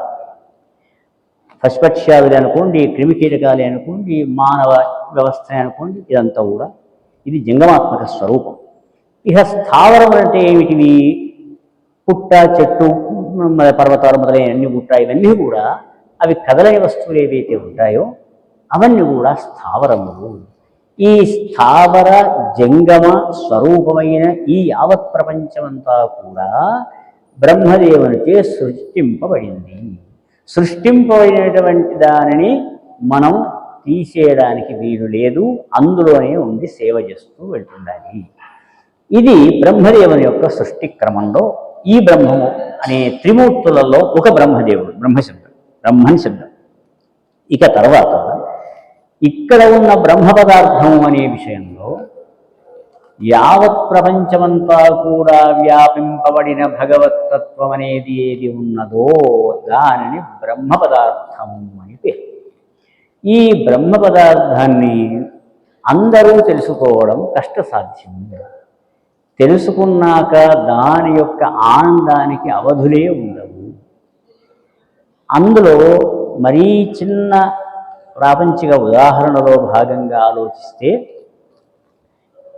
చైతన్యము లేనట్టి ప్రాణము లేనట్టి సదరంగంలో గుర్రమని, ఏనుగని, సైనికుడని, ఇంకేదో అని ఇవన్నిటిని పెట్టి వాడికి ఏమాత్రం చైతన్యం లేకున్నా ఒక ఆటను ఏర్పరిచినటువంటి మామూలు మానవుడే నిర్ణయం తీసుకున్నాడు ఒక మేధా సంపదతో. ఇద్దరు వాళ్ళు క్రీడారంగం ఆడుతున్నప్పుడు ఒకడు ఓడటం ఖాయం, ఒకడు గెలవడం ఖాయం. అయితే మరి ఆ రాజును బంధింపజేసిన అంటాడు. రాజు ఎక్కడ, బంధింపజేసుడు ఎక్కడ? ముందర ఉన్నది అట్ట చైతన్యం ప్రాణము లేని జంతువులు, వాటి మీద వ్యవహారం, ఆట ఆడటం, ఇది జరుగుతున్నటువంటి ప్రక్రియ. అట్లాగే ఈ మానవ ప్రాపంచిక జీవనంలో కూడా ఇలాంటివి ఎన్నెన్నో ఉంటాయి పరిస్థితులు. వాటన్నింటినీ కూడా బహు జాగ్రత్తగా కేవలము భగవద్ ఆరాధన తప్ప నాకు మరొకటి లేదు. ఎందుకు? అన్ని పురాణాలలో, అన్ని వేదశాస్త్రాలలో, ఇతిహాసాదులలో, అన్ని గ్రంథాలలో ఏమని చెప్పబడి ఉన్నది? మానవుడై జన్మించినప్పుడు చేయవలసిన పని జీవితాన్ని ధన్యం చేసుకోవాలి, అన్ని కష్టములను అనుభవిస్తూనే ఉండాలి. ఈ కష్టం వల్ల నాకు ఈ ఇబ్బంది ఎదురైందని మానసికంగా అశాంతి చెందకూడదు. కేవలం భగవత్పరమైనటువంటి ఉన్నత లోకాన్ని చేరుకోవాలి. దాంట్లో చతుర్విధ ముక్తులు ఉన్నాయి. సాలోక్య, సారూప్య, సామీప్య, సాయుధ్యములని 4 విధముల ముక్తులు ఉన్నాయి. ఆ ముక్తులు ఏదొచ్చినా నాకు ఇబ్బంది లేదు, భగవత్ సాక్షాత్కారం అయితే చాలు అనేది బలమైన సంకల్పము హృదయంలో బాగా రాగిలిపోవాలి. అది ఎంత మాత్రం పక్కకు చెదరకూడదు. ఆ పద్ధతిలో ఉండాలి. ఒకవైపు ఉంటూనే ఈ సాధన జరుగుతూ ఉండాలి. అప్పుడు కానీ ఏమవుతుంది? జన్మ సాఫల్యం అవడమే గాక మొత్తము కనిపిస్తున్నటువంటి సమాజానికి ఇతడు ఆదర్శప్రాయుడుగా మిగులుతాడు. ఇదేగాక అసలు ఈ గురుగీత అనేది, గురుగీతాక్షరైకంతు మంత్రరాజమిమంజపేతు అన్యే చ వివిధా మంత్ర కలాం నార్హంతి షోడశీ. ఈ గురుగీత అనేది ఒక పెద్ద మహామంత్ర రాజం, మాయామంత్ర రాజం అని కూడా చెప్పవచ్చు. మిగతా అన్ని మంత్రములు కూడా దీనికి 16వ భాగము కూడా సరిపోవు. అంత అన్ని బీజాక్షర సంపుటితో కూడి ఉన్నది. ఆ మహనీయుడు బ్రహ్మానందేంద్ర శాస్త్రి స్వామి గారు, ఇటు సాయినాథ స్వామి, అటు పరమేశ్వరుడు, మరి బ్రహ్మ స్కాంద పురాణాంతర్గతంగా ఈ సూత శౌనక సంవాద స్వరూపంగా ఉన్నటువంటిది గురుగీత. అనంతమైంది, అత్యున్నతమైంది, అనుకున్న కోరికలను ఫలింపజేసేది, సౌభాగ్యప్రదాయకమైంది. ఏవేవి కోరుతారో అవన్నీ కూడా ఫలింపజేయడానికి చక్కని సాధనంగా భావించవచ్చు. మోక్షహేతుర్జపం నిత్యం మోక్షశ్రియమవాప్నుయాతు భోగకామో జపేద్యో వై తస్య కామ ఫలప్రదం. శాక్తులు, సౌరులు, గాణాపత్యులు, వివిధములైనటువంటి మత ప్రవక్తలు, ఆయా మతములందు చేరి ఉన్నవారు, వాళ్ళు కూడా ఏమిటనంటే తనకు నచ్చింది, తను ఉపదేశం పొందింది సాధిస్తున్నటువంటి ఈ మతమే గొప్ప, ఎదుటి మతం తక్కువ అని కూడా విమర్శించడానికి పద్ధతి కాదు. ఎందువల్ల? లోకో భిన్న రుచి అని శాస్త్రం చెప్పింది. ఒక్కొక్కరికి ఒక్కొక్కదాని యందు రుచి, తర్వాత ఇష్టము ఉంటుంది. ఒకే వంకాయ, బెండకాయ మొదలైనటువంటి శాకాదులు ఒకరికి ఆసక్తి ఉంటుంది, ఒకరికి అనాసక్తి ఉంటుంది. అయినంత మాత్రాన దాన్ని వదిలిపెట్టడము తగదు. దీనిని పెద్దగా బాగుందని ఎక్కువగా పుచ్చుకోవడము తగదు.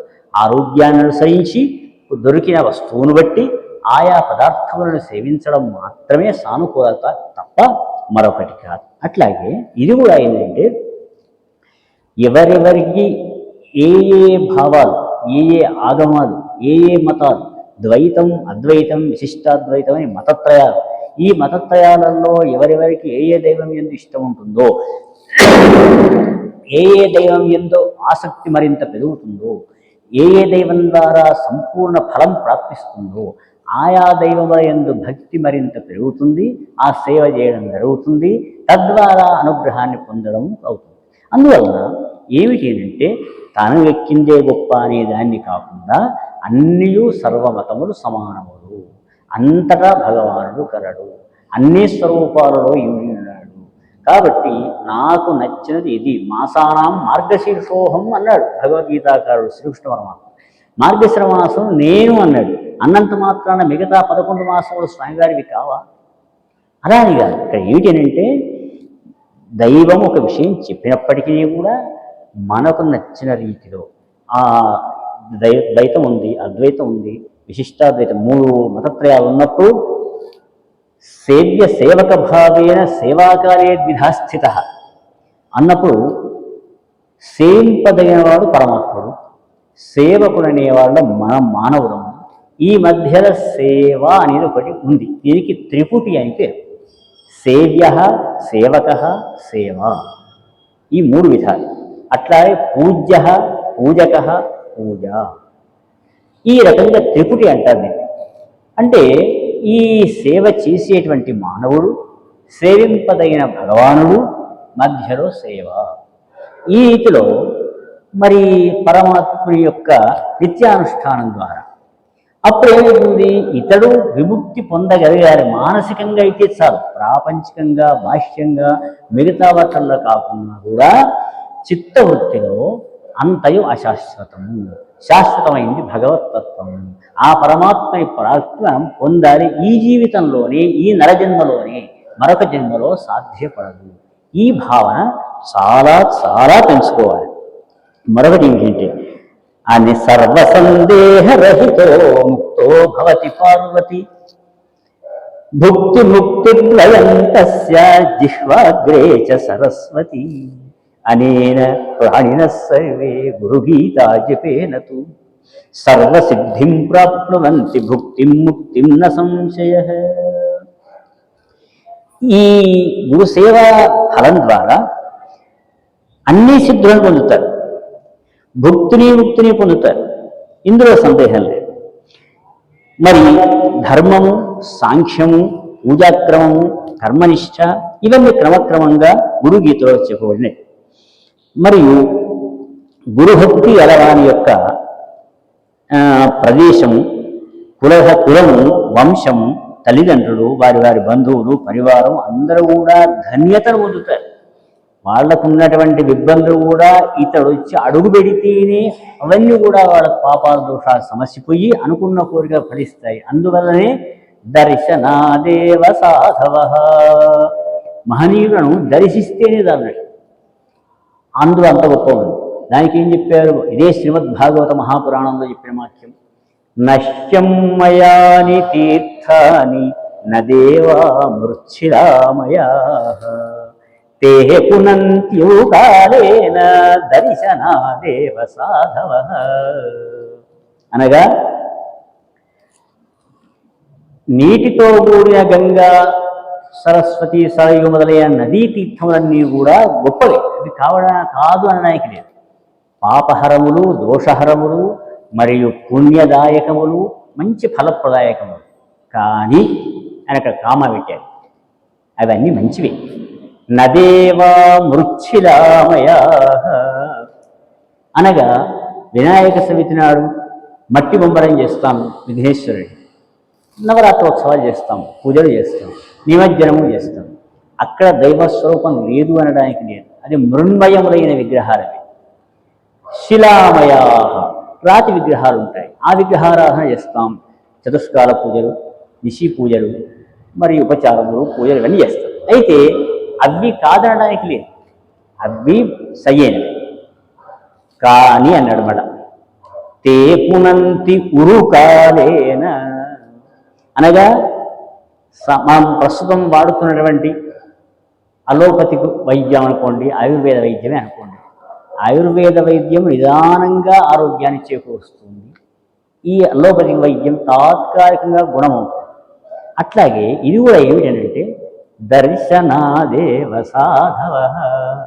మహనీయుల దర్శనం అయినంత మాత్రాన, వారి పాదారవిందములకు సాష్టాంగ వందనం చేసిన తర్వాత, ఒకవేళ ఆ మహనీయునికి ఇతనిని పుణ్యాత్మ చేయాలి, అనుగ్రహించాలనే సదభిప్రాయం పెరిగి హస్తమస్తక సంయోగం చేసిన ఎడల, ఇట్ట పడుకోని లేవగానే తల పైన తన చేయి పెట్టినంత మాత్రాన, దర్శనం అయినంత మాత్రాన సకల పాపాలు తొలగిపోవటమే కాక తొందరలో హృదయం పవిత్రమయ్యి భగవద్ అనుష్ఠానానికి చక్కని సులభమైన మార్గం ఏర్పడి పవిత్రుడుగా ఉంటున్నాడు మానవుడు. కనుక ఇవన్నీ చేయవలసినవే, కానీ దానికి మరింత కొంచెం విశిష్టత కలదు. అట్లాగే ఇప్పుడు ఏమిటనంటే దత్తదైవమైన స్మర్తృగా మీ సనోవతు. ఆ స్వామిని స్మరించినంత మాత్రాన మనకు ఆవు దూడలు ఉన్నాయి. ఆ దూడ గురించి ఆవు ఎట్లా పారాడుతుంది, దూడ ఆవు గురించి తల్లి గురించి ఎట్లా పారాడుతుంది, వెంటాడుతుంది. అలాగే భగవానుడు భక్తుని యొక్క కష్టాలను గురించి విచారించి సేవించినంత మాత్రాన, భజించినంత మాత్రాన తను వెన్నంటి ఉండి ఆ కష్ట నష్టాలను తొలగిస్తూ అమితమైన సుఖాలను ప్రసాదిస్తాడు. అతీవ చిత్తాయ శ్రద్ధాభక్తియుతాయ చ ప్రవక్తవ్యమిదం దేవి మమాత్మాసి సదా ప్రియే. అభక్తే వంచకే ధూర్తే పాఖండే నాస్తికే నరే మనసాపి న వక్తవ్యా గురుగీత కదాచన. ఈ గురుగీత అనేది చాలా శ్రేష్టమైంది. కేవలం 176 శ్లోకాలు. అందులో సుమారు 40 శ్లోకాలు కేవలం ఫలశ్రుతి మాత్రమే. ఎక్కడ చేయాలి ఈ గురుగీత పాఠం, పారాయణం ఎక్కడ చేయాలి? మర్రి చెట్టు కింద చేస్తే ఏం ఫలితం, తూర్పు మొహంగా చేస్తే కూర్చొని చేస్తే ఏం ఫలితం, నిరాహారంగా ఉండి చేస్తే ఏం ఫలితం అని విశేష ఫలితాలన్నీ కూడా ఫలశ్రుతితో 40-45 శ్లోకాల దాకా ఉన్నాయి. మిగతా అంతా కూడా కేవలం వేదాంతపరమైన ఇహ ఆ అద్వైత తత్వం అంతా కూడా ఉట్టిపడుతూ ఉంటుంది. ఆ ఉట్టిపడేటువంటి భావాలను హృదయంలో అట్టిపెట్టుకొని, దైవమా నీవే తప్ప ఇంకెవరు లేరు నన్ను కాపాడేవాళ్ళు ఈ లోకంలోని ఏకైక మథనంతో. మథనం అంటే ఎలా ఉండాలి అలా చెప్పారు. ఎట్లా మారుతుందంటే అభినవ సూక్తిలో ఒక వాక్యం చెప్పారు. ఏమిటంటే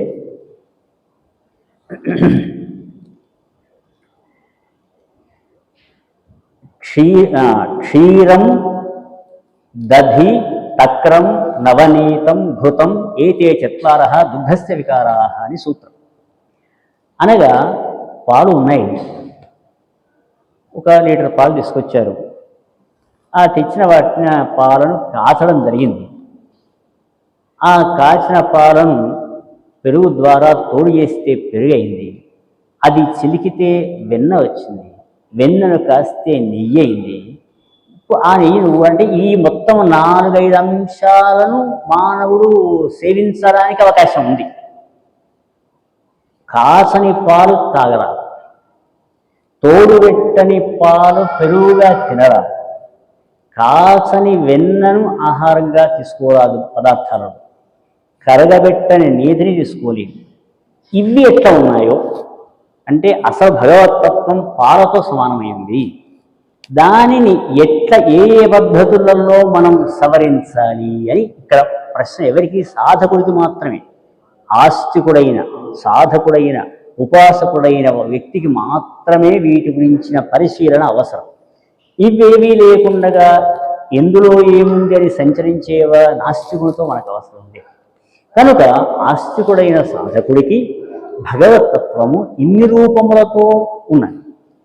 ఒక చోటు నుంచి ఒక రాయి మనం తెచ్చినప్పుడు, ఒక రాయి ఇల్లు కట్టాము, కడితే ఒక రాయి అంతా కూడా చెక్కినటువంటి శిల్పం ద్వారా ఇంటిలో పరచడానికి, తొక్కడానికి అవుతుంది. ఒకటి స్నానగృహానికి పోతుంది, ఒకటి వంటలకు పోతుంది, ఇంకొకటి పూజా మందిరంలో పోతుంది. కొన్ని బండలు అది అక్కడ పూజామండలం తూడటం, అయ్యో దాంట్లో పరిశుద్ధంగా స్నానాలు చేసి ఆ పూజామందిరంలో వెళ్ళాలి, ఆ బండను తొక్కాలి అనుకుంటాం. ఎంత తేడా వచ్చింది! ఇది నిర్జీవమే, అది నిర్జీవమే, దేనికి ప్రాణం లేదు. కానీ కొన్ని బండలకు ఆ రకమైనటువంటి భగవంతుడు అవకాశం కల్పించాడు. అట్లా అట్లాగే మానవులలో కూడా సమస్యలతో మసిలేవారు ఎందరో ఉంటారు. కానీ అన్ని సమస్యలను మొత్తం సమసింపజేసేటువంటి వ్యక్తి కేవలం భగవానుడు ఒక్కడే. ఆయనే పరోక్షంగా ఉన్నాడు, ప్రత్యక్షంగా లేడు అనకుండా ఇలాంటి దేవాలయాలు, ఆశ్రమాలు, మరి ఇలాంటి నిత్య పూజలు, ప్రవచనాలు, మరియు భగవత్ స్మరణలు, సంకీర్తనలు, హరికథలు, భాష్యాలు, పురాణ ప్రవచనాలు, ఉపదేశాలు, వీటన్నింటి ద్వారా ఆ పరమాత్ముడు సంతుష్టాంతరం గురై అనుకున్న ఫలితాలను కలిగింపజేస్తాడు. వారి వారి మనోభావాలను కూడా ప్రసాదిస్తాడు. ఇక్కడ ఏ చిన్న లోపం జరిగినా కూడా వాటిల్లో ఇబ్బందులు ఎదురవుతాయి. కనుక ఎట్టి పరిస్థితుల్లో స్మర్తృగామి సనోవతు, ఇంతమంది దైవాలు పరమాత్మ యొక్క స్వరూపాలు ఉన్నప్పటికీ కొందరు ఏమడుగుతారు ప్రశ్న, మరి 33 కోట్ల దేవతలు కదా, మరి ఎందరిని మనం ఉపాసించాలి, ఏ దేవతలను మనం స్వీకరించాలి, ఏ దేవతల ఆరాధన చేయాలి, ఇలాంటివి అడుగుతుంటారు. ఒకే దైవం పైన ఏర్పాటు చేస్తే బాగుండేది కదా, ఇట్లా అయ్యే వరకు ఎటుపోవానో అర్థం కాని రీతిలో మానవుల యొక్క చిత్తానికి ఇది ఒక పెద్ద పరీక్షగా మారింది కదా అని అడిగేవారు ఉంటారు. దానికి ఒక గురువు గారు చెప్పిన సమాధానం ఏమిటంటే, ఒకే ఒక వ్యక్తి ఒకరికి తండ్రిగా, ఒకరికి తాతగా, ఒకరికి కుమారునిగా, ఒకరికి చిన్నాన్నగా, ఒకరికి పెదనాన్నగా, ఒకరికి బావగా, ఒకరి బామ్మరుదిగా, రకరకాలైన వరుసలతో ఆ వ్యక్తి పరిగణింపబడుతూ ఉంటాడు. అట్లాగే భగవతత్వం కూడా ఒకటే అయ్యున్నది, దానికి మార్పు లేదు. మొత్తం యావత్ ప్రపంచాన్ని నిర్వహించగలిగే అతి సృష్టికర్తని అనుకోండి, స్థితికర్తని అనుకోండి, ఎంత గొప్ప మహత్వంతో కూడా ఆ స్వామి చేతిలోనే ఉంది. ఆ దైవం చేతిలో మిగతా వాళ్ళంతా కూడా కీలుబొమ్మలే తప్ప వీళ్ళ గొప్పతనం ఏమీ లేదు. తాత్కాలికంగా గొప్పగా వీళ్ళు వర్తించినా, గొప్ప గొప్ప అవార్డ్స్, రివార్డ్స్, బిరుదులు ఎన్ని పొందినా, కోటీశ్వరుడైనా, మహారాజైనా, నాయకుడైనా, ఏదైనా మళ్ళీ ఒకనాడు ఆ దైవం కింద సామాన్య స్థితికి పడిపోవాల్సిందే. అయితే ఇక్కడ ఏమిటంటే ఇతని యొక్క మనోభావం యొక్క వైశిష్ట్యం పెంచుకోవాల్సిన అవసరం ఉంది. అందువలన ఏ దారిన సంచరిస్తే బాగుంటుంది అని ఎంపిక చేసుకోవడం సాధకుని యొక్క లక్షణం. ఉపాసకుడైన వాడు నాకు ఫలానా సాయిబాబా సాయినాథ స్వామిని మాత్రమే నేను సేవిస్తాను అని హృదయంలో అనుకున్న ఎడల ప్రతినిత్యము దర్శించుకోవాలి. వీలుగా ఎడల ప్రతి గురువారము రావాల్సిందే, 4 వేల హారతులలో పాల్గొనవలసిందే, సాయినాథ స్వామి ప్రసాదము తీసుకోవాల్సిందే, ఆ పాటలు అవన్నీ వినవలసిందే, భజన చేయవలసింది. ఆ రకంగా సాయినాథ స్వామి, ఇంకొకరు శివదేవుని, ఇంకొకరు భవానీదేవిని, ఇంకొకరు చిత్తారమ్మదేవిని, ఇట్లా రకరకాలైన ఏ దేవతలను ఎంపిక చేసుకున్నప్పటికీ కూడా మనస్సు పవిత్రతతో ఆ దైవం సంబంధించిన నామము, పూజ, జపము అవి ఆ పద్ధతిలో ఒకవైపు చేస్తూనే మిగతా దేవాలయాలు, మిగతా క్షేత్రాలు, మిగతా తీర్థయాత్రలు ఎక్కడ తిరిగినా, ఏ ఆశ్రమాలకు పోయినా తాత్కాలికంగా ఆశ్రమ గౌరవాన్ని ఇనుమడింపజేస్తూ, అనగా పురాణ తిరుపతి వెళ్ళాము, వెంకటేశ్వర స్వామి వారిని దర్శించుకున్నాము, ఆ గొప్పతనం వెంకటేశ్వర వెంకటనాయక అని వెంకటేశ్వర స్వామి గురించి వైశిష్ట్యం చాలా గొప్పది, అనేక దేశాలు, నలుమూల దేశాల నుంచి వచ్చేటువంటి భక్తులు ఎందరో ఉన్నారు. మరి అట్లా ఉన్నప్పుడు ఈ కేవలం మనం ఒక చిన్నపాటి ఆశ్రమానికి పోయి ఇదే గొప్ప అని భావించి ఆ ఆశ్రమం యొక్క దైవాన్ని నిందించడంతగా, అక్కడికి వెళ్ళినప్పుడు ఆ ఆశ్రమ అధిష్టాత అయిన ఆ దైవాన్ని ధ్యానించాలి, పూజించాలి, ఆరాధించాలి, అర్చన చేయాలి, ఆ ప్రసాదం స్వీకరించాలి. కాబట్టి ఇట్లా అందరు దేవతలను సమభావంతో చూసుకుంటూ, దానికే భగవద్గీతా వాక్యం ఏమిటంటే, విద్యా వినయ సంపన్నే బ్రాహ్మణే గవిహస్తిని శునిచైవ శ్వపాకే చ పండితాః సమదర్శినః. విద్యావంతుడు కానీ, అవిద్యావంతుడు కానీ, వినయం ఉన్నవాడు కానీ, అసంస్కారం ఉన్నవాడు కానీ, బ్రాహ్మణుడే కానీ, ఇతరుడే కానీ, గోవే కానీ, ఏనుగే కానీ, శునకమే కానీ, ఇంకొకటి ఏదైనా కూడా సమస్త జీవరాశులు ఒకటి. అందరికీ కూడా ఆహార, నిద్ర, భయమైధునాని అని 4 అంశాలు అన్ని జాతులకు ఉన్నాయి, అన్ని పశుపక్షాలకు ఉన్నాయి, మానవ జాతికి కూడా ఉంది. మానవ జాతికి కేవలం బుద్ధి మాత్రమే భగవంతుడు అదనంగా ప్రసాదించాడు.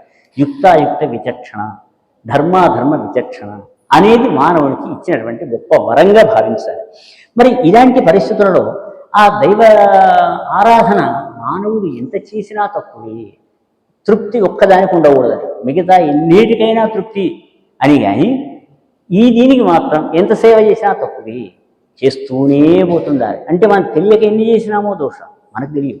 అట్లాగే మామూలుగా మానవుని మనసు, ఎదుటి వ్యక్తి యొక్క మనసును గాయపరచడం అంటే పెద్దగా తిట్టవలసిన పని కూడా లేదట.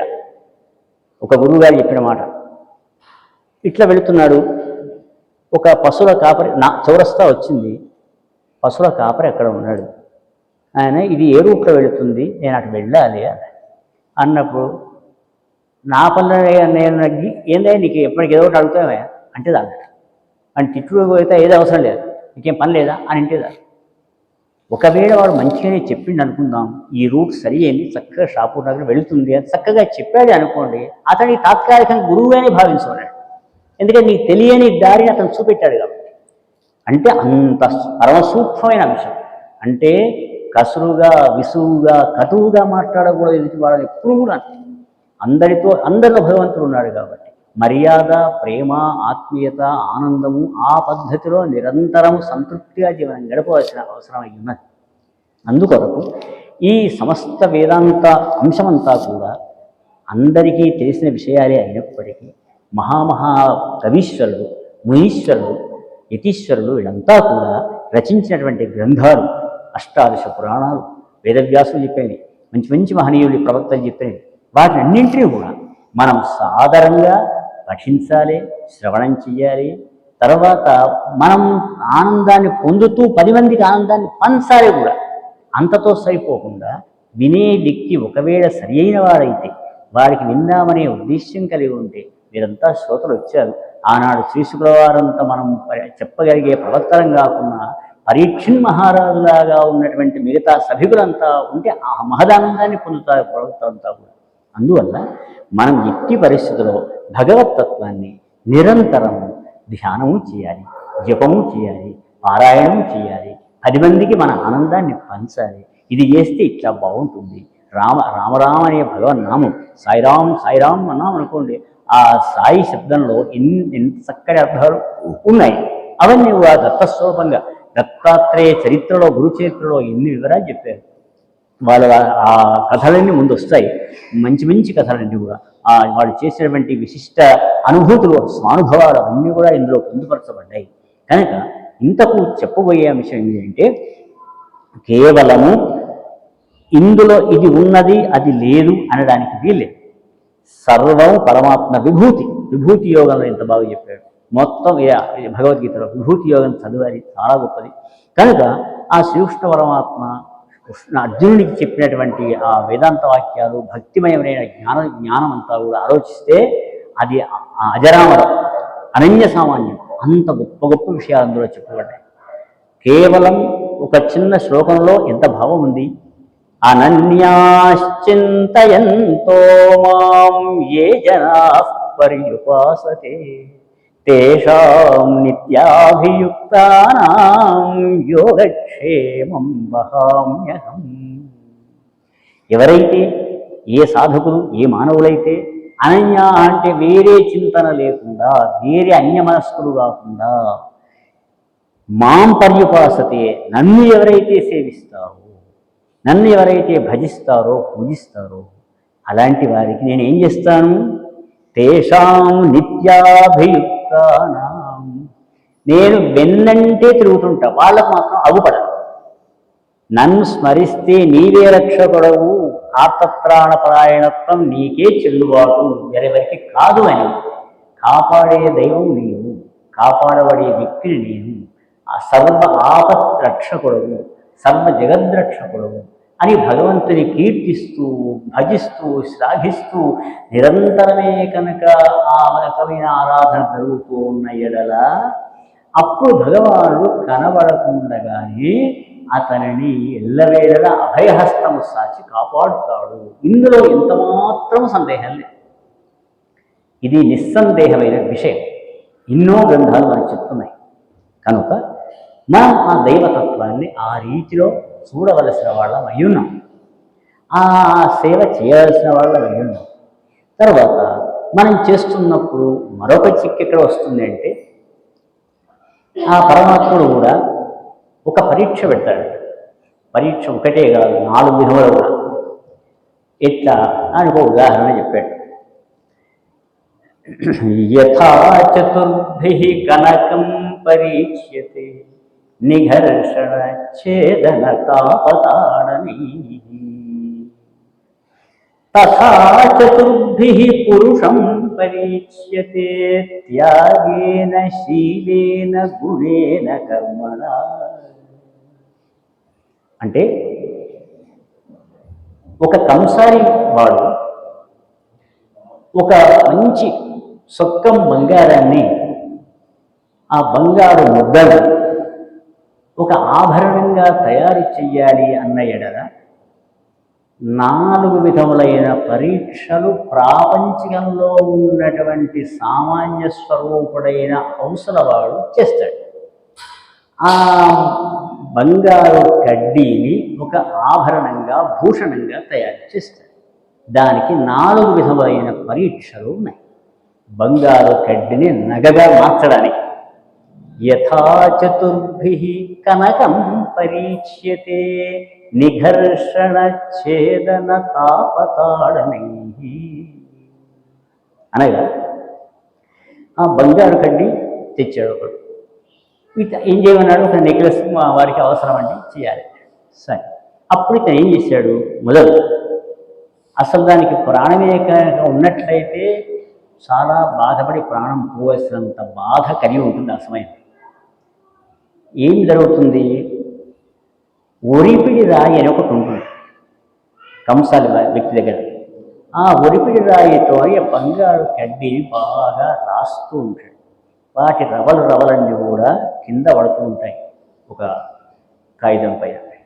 అయితే అట్లా చూసి ఇది చొక్కమా కేటువా, ఎట్లా ఉంది, సరి అయిందా కాదా అని దాన్ని నిర్ధారణ చేసుకుంటాడు. బాగా ఒరిపిడి చేసి చేసి చేసి దానికి నిఘర్షణ అని పేరు. అదే నాకేం చేస్తాడు? దానిని ఒక 4 ముక్కలుగానో 2 ముక్కలుగానో ఆ శాణ్యంతో కొడతాడు, తెగ్గొడతాడు. అబ్బో 2 4 ముక్కలుగా అయిపోయాయి. అప్పుడు దాని ద్వారా కూడా చొక్కమా కేటువా అనే దానిని నిర్ధారణ చేస్తాడు. దానిని ఛేదనము అని పేరు. మూడవది ఏం చేస్తారు? కొలిమిలో పెట్టి కాయడం జరుగుతుంది, కాచడం జరుగుతుంది. ఆ కాచడం ద్వారా ఎంతవరకు ఉపయోగమా నిరుపయోగమా, మంచిగా చెడ్డ అని అర్థం చేసుకుంటాడు. అది 3వ పరీక్ష. ఆ తర్వాత దానిపైన సుత్తెతో ఆభరణంగా మరచడానికి కొడుతూ ఉంటాడు. ఎన్నో మరకలు పెట్టి పెట్టి పెట్టి దాన్ని ఒక ఆభరణంగా తయారు చేస్తాడు. అప్పుడు కానీ ధరించడానికి ఉపయోగం అవుతుంది స్త్రీలకి. అయితే ఇక్కడ ఏమి చేయం? 4 విధాల సామాన్యుడైన కంసాలి బంగారు కడ్డిని ఏ రకంగా పరీక్షించడం జరుగుతుందో, భగవద్ ఆరాధన చేసినప్పుడు ఆ దైవం కూడా 4 విధాలుగా ఈ మానవుడిని పరీక్షించడం జరుగుతుంది. వేటి చేత? త్యాగేన శీలేన గుణేన కర్మణ.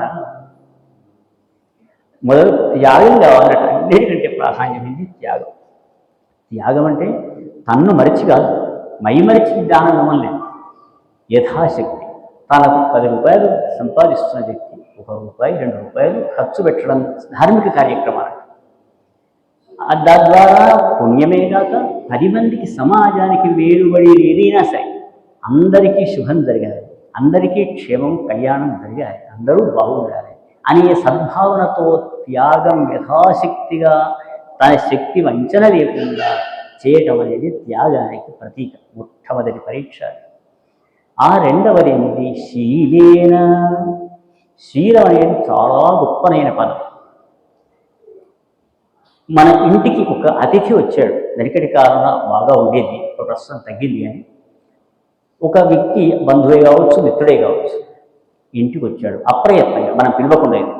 వచ్చిన వ్యక్తికి నీరు ఇచ్చి గౌరవించి మీరు ఉపహారం చేయండి, భోజనం చేయండి అని ఏదో మర్యాదలు చేసి అతని మనసును శాంతింపజేసి సంతృప్తిపరచి పంపించడం లాంటివి అన్నీ కూడా. అంటే ఎదుటి వ్యక్తిని గౌరవించుట అనే భావం. అది ఎవరే కాదు, ఎంతటి వాళ్ళే కాదు. ఆ పద్ధతిలో అది శీలం అని దాని. ఆ శీలం చక్కగా ఉండాలి. అందరినీ గౌరవించుట, సమాన జన గౌరవత్వం, ఎవరిని కూడా ఎక్కువ తక్కువ అనకుండా విషయాలు తెలిసినప్పటికీ వారి యొక్క గుణగణాలు మనకు అవగాహన అయినప్పటికీ వారిని మాత్రం మనసును గాయపరచకుండా సచ్చీలంతో గడపడం అనేది రెండవ పరీక్ష. దాన్ని పరీక్షిస్తాడు పరమాత్మ. మూడవది గుణేన. గుణం అనగా ఏమిటి? బయట అంతా ఒక రీతిగా ఉంటాడు, ఇంటికి వచ్చినాక మరో రీతిగా ఉంటాడు. లేదా ఒక చోట ఒక ఆశ్రమం వెళ్ళాం, ఒక ఆలయం వెళ్ళాం, అక్కడ ఒక రూమ్ తీసుకున్నప్పుడు ఆ మేనేజరు వాళ్ళతో ఒక రీతిగా మాట్లాడతాం, సేవకు వస్తే మరొక తీరుగా మాట్లాడతాం. ఇలాంటివన్నీ గుణగణాలు అంటారు. గుణగణాలు సంతృప్తికరంగా కొనసాగాయి. ఆ తర్వాత ఇక కర్మణ, పని చేసే విషయంలో ఆ చేసే దాని మీద పూర్తి శ్రద్ధ, సబూరి అనే పదం వేశారు చూడండి, అది అంత గొప్పది. అంటే ప్రతి పని అందు కూడా ఏకాగ్రత కలిగి ఉండాలి. దేనిలో కూడా ఒక చోట పని, ఒక చోట మాట, ఒక చోట మరొకటి ఈ రీతిగా ఉండకూడదు. మనస్యేకం వచస్యేకం కర్మణ్యేకం మహాత్మ. మహాత్ముడు అని పిలవడాలంటే మనసులో ఒకటే మాట, మాటలో ఒకటే మాట, పనిలో ఒకటే మాట, దీనికి తేడా రావద్దు. అప్పుడు కానీ అతడు మహాత్ముడుగా పరిగణింపబడతాడు. మరి దురాత్ముడుగా ఎట్లా పరిగణింపబడతాడు? అదే వాక్యం, మనస్యేకం వచస్యేకం కర్మణ్యేకం దురాత్మ. ఏమిటి? వారి మనసులో ఒక తీరు, మాటలో మరొక తీరు, చేతలో ఇంకొక తీరు. ఇదంతా కూడా దురాత్మలకు, దుష్టులకు ఉండే లక్షణాలు. సజ్జనులకు, శిష్టులకు ఉండే లక్షణాలు ఏమిటి? మనసులో ఒకటి, పనిలో ఒకటి, మాటలో ఒకటి. అప్పుడు వాడు మహాత్ముడు అవుతాడు. అట్లాగే దాన్ని కర్మ అన్నారు. కాబట్టి తథా యథా చతుర్భిః కనకం పరీచ్యతే నికర్షణ ఛేదన తాపతారణైః తథా చతుర్భిః పురుషం పరీచ్యతే త్యాగేన శీలేన గుణేన కర్మణ. కనుక ఇలాంటి భగవద్భక్తి సూత్రాలను ఆధారంగా చేసుకొని ఎందరెందరో ప్రహ్లాద, నారద, పరాశర, పుండరీక, వ్యాసాంబరీష ఇలాంటి మొత్తం మహానుభావులు భక్తజనులంతా కూడా మునీశ్వరుడై పరమాత్ముని సేవించి జీవితాన్ని సుసంపన్నం చేసుకున్నారు, ఆనందాలను పొందినారు, 10 మందికి పంచినారు. కాబట్టి అది చేయదగిన కర్తవ్యమేవ కర్తవ్యం ప్రాణైష్కంఠగతైరపి. చేయదగినది చేయాలి. ప్రాణాల మీదికి వచ్చే ఇబ్బంది ఎదురైనప్పటికీ కూడా ఏది చేయాలనో అది మాత్రమే చేయాలి. అకర్తవ్యన్న కర్తవ్యం ప్రాణైష్కంఠగతైరపి. తన ప్రాణాల మీదకి ఇబ్బంది ఎదురైనప్పటికీ కూడా చేయదగనిది ఎప్పుడు చేయకూడదు. వాడి జీవితం చేయదగినది ఎప్పుడైనా చేయాలి. కానీ ఈ విధంగా మనకి ఎన్నెన్నో ధార్మిక సూత్రాలు, మరి విశిష్టములైన భావ సంపద ఎన్నో మనకు ఉన్నాయి. ఇందులో భాగంగా ఒకసారి మనం ఈ సాయినాథ స్వామి గురించి ఏమిటంటే,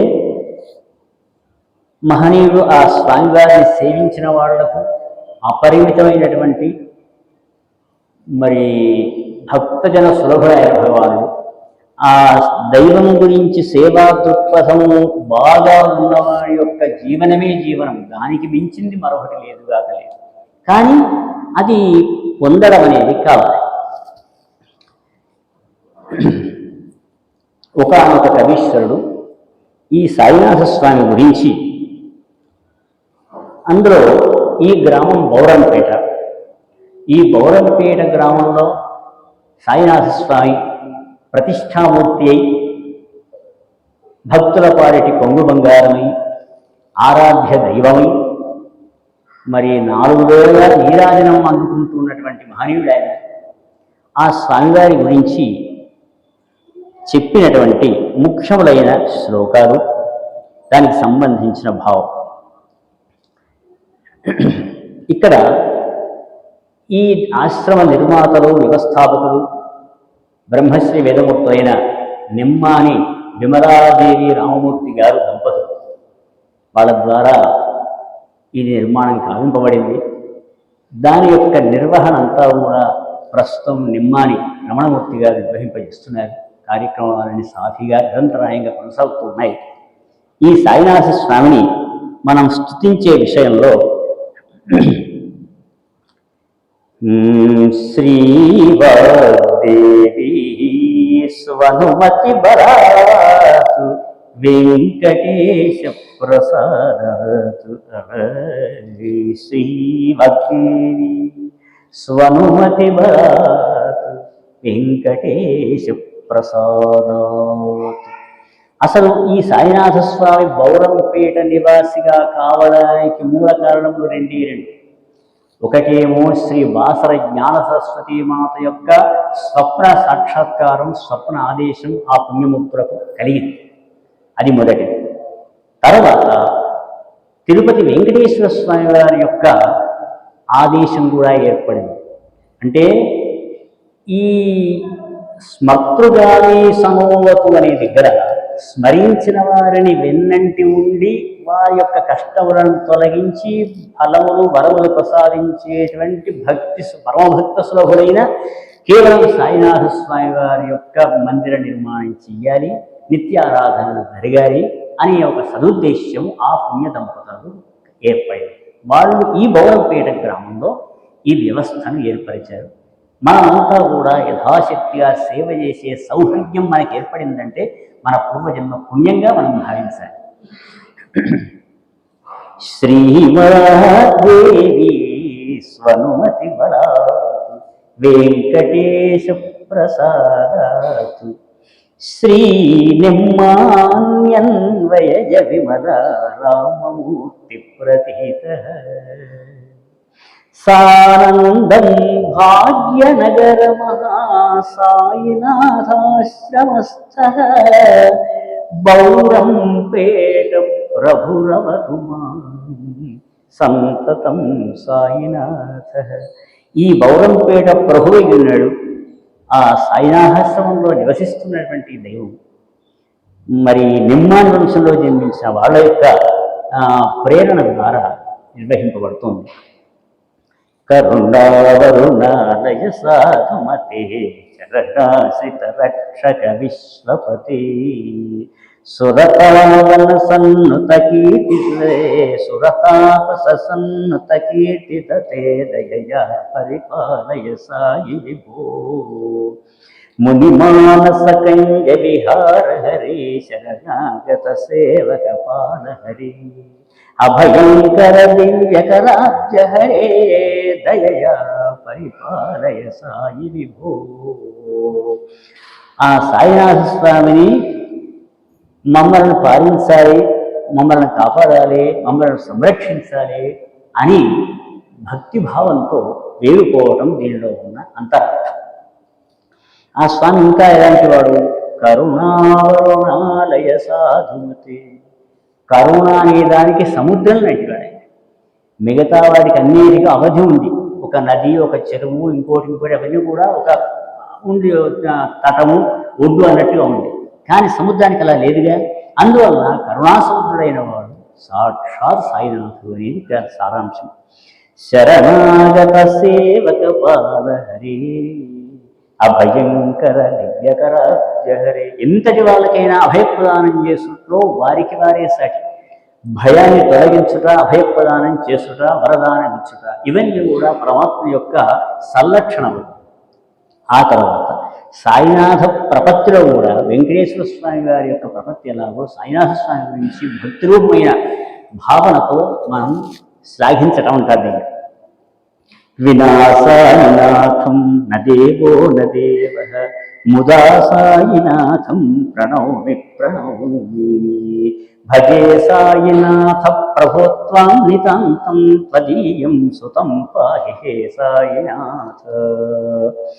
సాయినాథ స్వామిని మించినటువంటి మరొక దైవం ప్రస్తుతంలో మనకు అగుపడడం అనే భావం. ఆ తర్వాత ఎల్లవేళలా సంతృప్తిగా సంతోషంగా సాయినాథ స్వామి యొక్క పాదార విందములను త్రికరణ శుద్ధిగా నమ్మి భజిస్తాను అనేది రెండవ పాదం యొక్క అర్థం. ఆ తర్వాత సాయినాథ స్వామి నీవే నన్ను రక్షించేవాడు, నీవు నాకు తండ్రితో సమానుడు, తండ్రివే కనుక కుమారుని యొక్క సాధక బాధకాలు ఈతి బాధలు ఏమున్నా తొలగించి లక్ష్యగతంగా నన్ను సంరక్షించవలసిన బాధ్యత నీ యందు మోపుతున్నాను అనేటువంటిది మరొక భావం. అదైనాక స్తవనీయ గుణం శ్రవణీయ కథం రమణీయతను మననీయమన్ స్మరణీయ పథం భజనీయ పదం మహనీయమహం కలయే హృదయే. అనగా ఆ స్వామివారి యొక్క గుణాలు ఎంత గొప్పవి అంటే సుగుణాలు స్తుతిస్తూ ఉన్న కొద్ది పరమానందాన్ని పంచుతాయి. ఆ సుగుణాలు పరమాత్మ యొక్క గుణగణాలు అంత గొప్పది, ఆ చరిత్ర అంత గొప్పది. 52 అధ్యాయాలతో కూడి పరమ విస్తారమై ఎందరెందరూ అంటే పతివ్రతామతులు చేసిన సేవ, తర్వాత సాధు సజ్జనులు చేసిన సేవ, ఎన్నెన్నో గ్రంథాల యొక్క శోధన, ఎన్నెన్నో భావాల యొక్క విస్తారం అంత ఆలోచిస్తే ఆ స్వామి యొక్క సచ్చరిత్రం అంత గొప్పది. కాబట్టి స్తవనీయ గుణం శ్రవణీయ కథం, వినదగిన కథ అంటే కేవలం స్వామివారి పరమాత్మ సంబంధించిన కథ విన్నప్పుడు మాత్రమే అది జన్మకు పరమ సాఫల్యం. రమణీయతను, ఆ అందమైనటువంటి ఆ స్వామివారి యొక్క మూర్తిని చూస్తే మరొకసారి ఇప్పటికీ దర్శించాలనే భావన పెళ్ళుబుతుంది హృదయంలో. అంత గొప్ప శ్రీరామచంద్రమూర్తికి పుంసామోహన రూపాయ అనే పేరు. మరి అంత గొప్ప అంటే పురుషులకే మోహింపదగినటువంటి ఆకారం కలిగిన వాడు ఆ శ్రీరాముడైనా సాయిరాముడైనా జగదభిరాముడే. కాబట్టి అటువంటి ఆ పరమాత్మ యొక్క స్వరూపం అంత అందమైంది. కాబట్టి రమణీయతను మననీయమను అంటే ఎల్లప్పుడూ స్మరించదగినటువంటి బీజాక్షరములతో కూడి ఉన్న మంత్రము కలవాడు. ఆ మంత్రం ఎంత గొప్పది అంటే అన్ని బీజాక్షరములో మరి కోరిన కోరికలన్నీ ఫలింపజేసే రీతిలో ఉండేది మననీయమను స్మరణీయ పథం. ఇక స్మరించిన కొద్ది ఆయన మార్గాలన్నీ కూడా మరింత ఆనందాన్ని పెంచుతాయే తప్ప మరొకటి. భజనీయ పదం, భజించాలంటే ఆ పాదాలనే భజించాలి, ఆ పదములనే ఎప్పటికీ మరొకసారి స్మరించాలి. అలాంటి మహనీయమహం కలయే హృదయే, నా హృదయమందు అలాంటి సాయినాథస్వామి కేవలం అపర దత్తావతార స్వరూపులైన సాయినాథస్వామిని హృదయంలో ఎల్లవేళలా ధ్యానిస్తాను, సేవిస్తాను, భజిస్తాను, ఆరాధిస్తాను అని అంటే నిండైన భక్తి భావంతో తెలుపుట. ఆ తర్వాత మరొక విషయం ఏమిటంటే మనం ఒకసారి ఈ మన గురు చరిత్ర సప్తాహ జ్ఞానయజ్ఞం ఈ కార్యక్రమంలో భాగంగా గురువందనం చేసుకోవాల్సిన అవసరం ఉంది. ఇది ఒక చిన్నపాటి ఒక గేయ రూపంలో చేయబడింది. దాన్ని ఒకసారి మనం గురువందనాన్ని సమర్పిద్దాం. వందనమిదిగో సాయిష పౌరం పేట పురాధీశ, వందనమిదిగో సాయిష పౌరం పేట పురాధీశ, నందనవన సమనాశ్రమ భాస మందిర సుందర పీఠ నివాస, వందనమిదిగో సాయిష పౌరం పేట పురాధీశ. చిరకాలము పేరెల్లిక గణన శ్రీవత్స శుభగోత్రులచే నిరతము నిలు సేవించుచునుండెడి నెమ్మాని వంశీయులచే, సరగుణ బహుధన్యాకాశనమాసమున పున్నమి సమయాన వరదడి విమలారామూర్తులచే ప్రతిష్ఠితుడవగు సాయిష, వందనమిదిగో సాయిష గౌరం పేట పురాధీశ. తిరుగలిలోని క్రింది రాతిని తిరవదు కర్మగణించితివి, విరివిగ భక్తియే పైరాతినిగా పిజ్ఞానందని కలచితివి, ఇరురల్ల నడుమ కోరికలనియడి దురితపు గోధుమ ధాన్యములై మరి మరి విసిరిన మోక్ష మోక్షమొదవునని నరులకు తెలిపిన సాయిష వందనమిదిగో సాయిష మౌరం పేటపురీశ మోక్షప్రదుడగు దత్తగురుతి మోక్షాత్మక దైవం వనగ దక్షిణ భారతదేశమునందున దత్త పరంపర ఏర్పడగ అక్షయ మహిమల చూపుచు ఆంధ్ర ప్రాంత పిఠాపుర వాసునిగా రక్షకులై శ్రీపాద శ్రీవల్లభులుగా జన్మించిన సాయిష వందనమిదిగో సాయిష గౌరం పేటపురీశ నందనవన సమాశ్రమ భార మందిర సుందర పీఠ నివాస వందనమిదిగో సాయిష మహారాష్ట్రమున కన్నతి దూరమున మహితకరంజ నగరమున మహారాష్ట్రమున కన్నతి దూరమున మహితకరంజ నగరమున ప్రహతంబగు శ్రీమన్నరసింహ సరస్వతి యతివర రూపమున మహనీయుండై లీలూచు మహిమాన్వితావతారమున సహజానందముతో వెలుగొందుచు ఇహ పరసుఖముల నిరుసాయిష వందనమిదిగో సాయిష గౌరం పేటపురీశ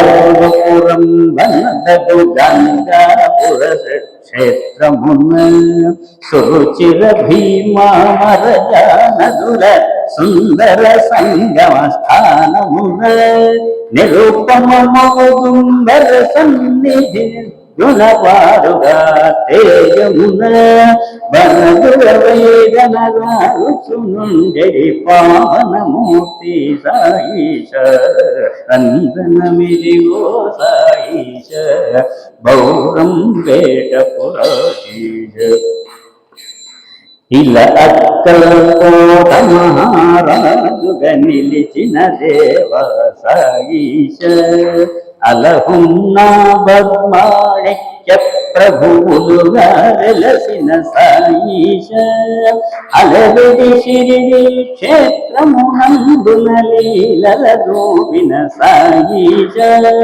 పలుమరు మదిలోగన చెడివారికి భవ భయహరులవు సాయిష వందనమిదిగో సాయిష గౌరం పేటపురీశ నందనవన సమాశ్రమ భాస మందిర సుందర పీఠ నివాస వందనమిదిగో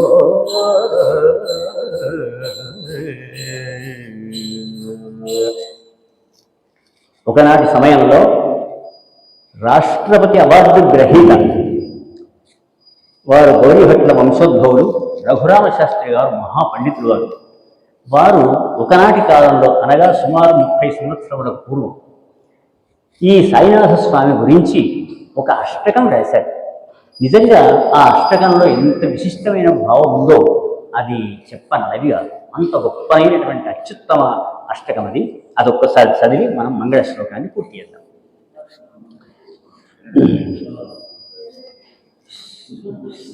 శ్రీరామాకృతి గోవిందాకృతి పరమశివాకృతి సమభానం శ్రీరామాకృతి గోవిందాకృతి పరమశివాకృతి సమభానం మాయాతీతం భక్తి సమర్పిత వస్తు ప్రేమ గుణజ్యోతం మాయాతీతం భక్తి సమర్పిత వస్తు ప్రేమ గుణజ్యోతం బాబారూపం ద్వారక నామక మందిర శాంతి కళాదీపం బాబారూపం ద్వారక నామక మందిర శాంత కళాదీపం సేవే మమ హృది నిత్యం సాయి మహాత్మానం పరమాత్మానం సేవే మమ హృది నిత్యం సాయి మహాత్మానం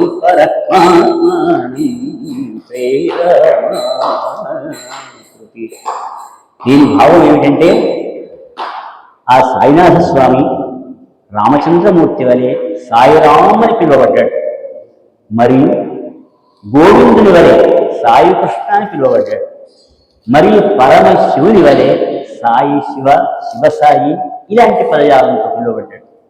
ఇట్లా భాషిస్తూ తన యొక్క మాయకు అతీతుడై ఉన్నాడు, ఎదుటి వాళ్ళ యొక్క మాయాస్వరూపాన్ని తొలగించేవాడై ఉన్నాడు. కనుక ఇలాంటి పరమాత్ముని, మహనీయుని భక్తితో సమర్పించే పదార్థముల మీది ప్రేమ గుణముతో బాబా రూపంతో ప్రకాశిస్తున్నారు స్వామివారు.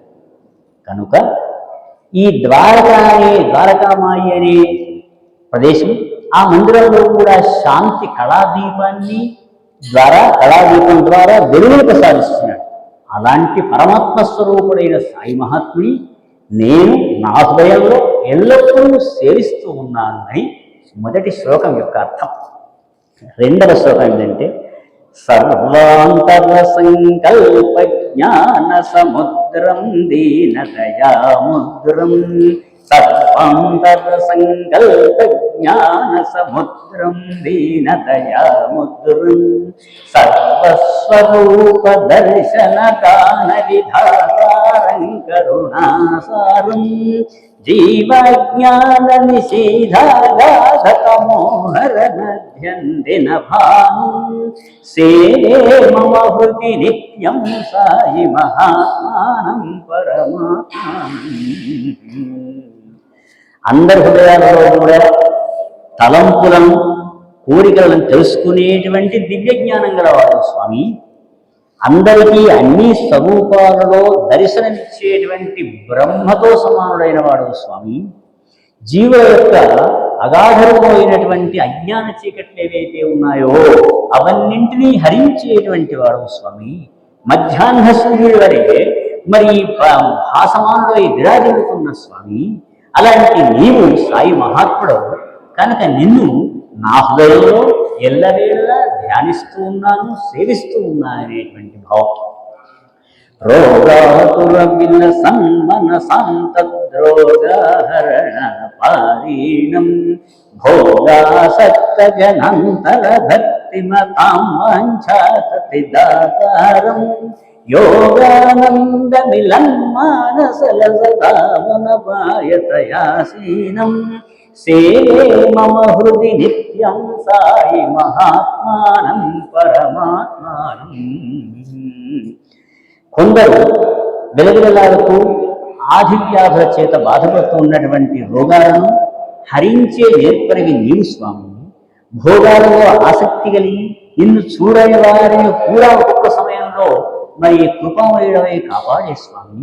ఆత్మయోగానందాన్ని మేళవించే మనస్సుతో ఉండేటువంటి సత్పురుషులతో ఎడబాటు లేకుండా, వియోగం లేకుండా సంయోగం ద్వారా సుజలందరినీ రక్షింపజేసేటువంటి సద్హృదయం గల స్వామి. అలాంటి సాయి మహాత్ముని నా హృదయాలలో ఎల్లవేళలా ప్రతినిత్యం సేవిస్తూ ఉంటాను దైవమా అని మూడవది. నాలుగవ దాంట్లో శ్రీరామ సదృశ దర్శన ఘటకమయోధ్యాధివర భక్తానాం, పాండురంగ సమదర్శన దాన ధురీణం విఠల భక్తానాం, భావానుసార ఫలదం భక్త జనావన కార్య మహామోదం, సేవే మమ హృది నిత్యం సాయి మహాత్మానం పరమాత్మానం. అయోధ్యారాముణ్ణి తన పాదభక్తైన వాళ్ళతో శ్రీరాముతో సమానంగా కూడా నీవు కృపదూచేవాడు. అంటే అయోధ్యరాముడైన పాదభక్తులను ఏ రకంగా శ్రీరాముడు చూస్తాడో చల్లగా ఆ రీతి అని చూసేవాడు. విఠల భక్తులైన వారికి పాండురంగ స్వామి ఏ రకంగా చూడడం జరుగుతుందో ఆ పద్ధతిలో చూస్తావు, దర్శనం అలా ఇస్తావు, అపారమైన అనుగ్రహం నాకు ప్రసాదిస్తావు. కనుక ఇలాంటి భక్త జన రక్షణ కార్యం కలిగినటువంటి మహానుభావ ఆత్మప్రాణపరాయణ స్వామి పరస్పర, నీవు ఎల్లవేళలా సంతోషాన్ని పొంది ఉన్నావు. మరి మేము తపిస్తూ ఉన్నాము. మాలాంటి భక్తులకందరికీ కూడా నిరంతరము పవిత్రమైనటువంటి మహదానందాన్ని కలిగింపజేయాల్సిన బాధ్యత నీ యందు మోపినాము స్వామి అని 4వ శ్లోకంలో చెప్పాడు.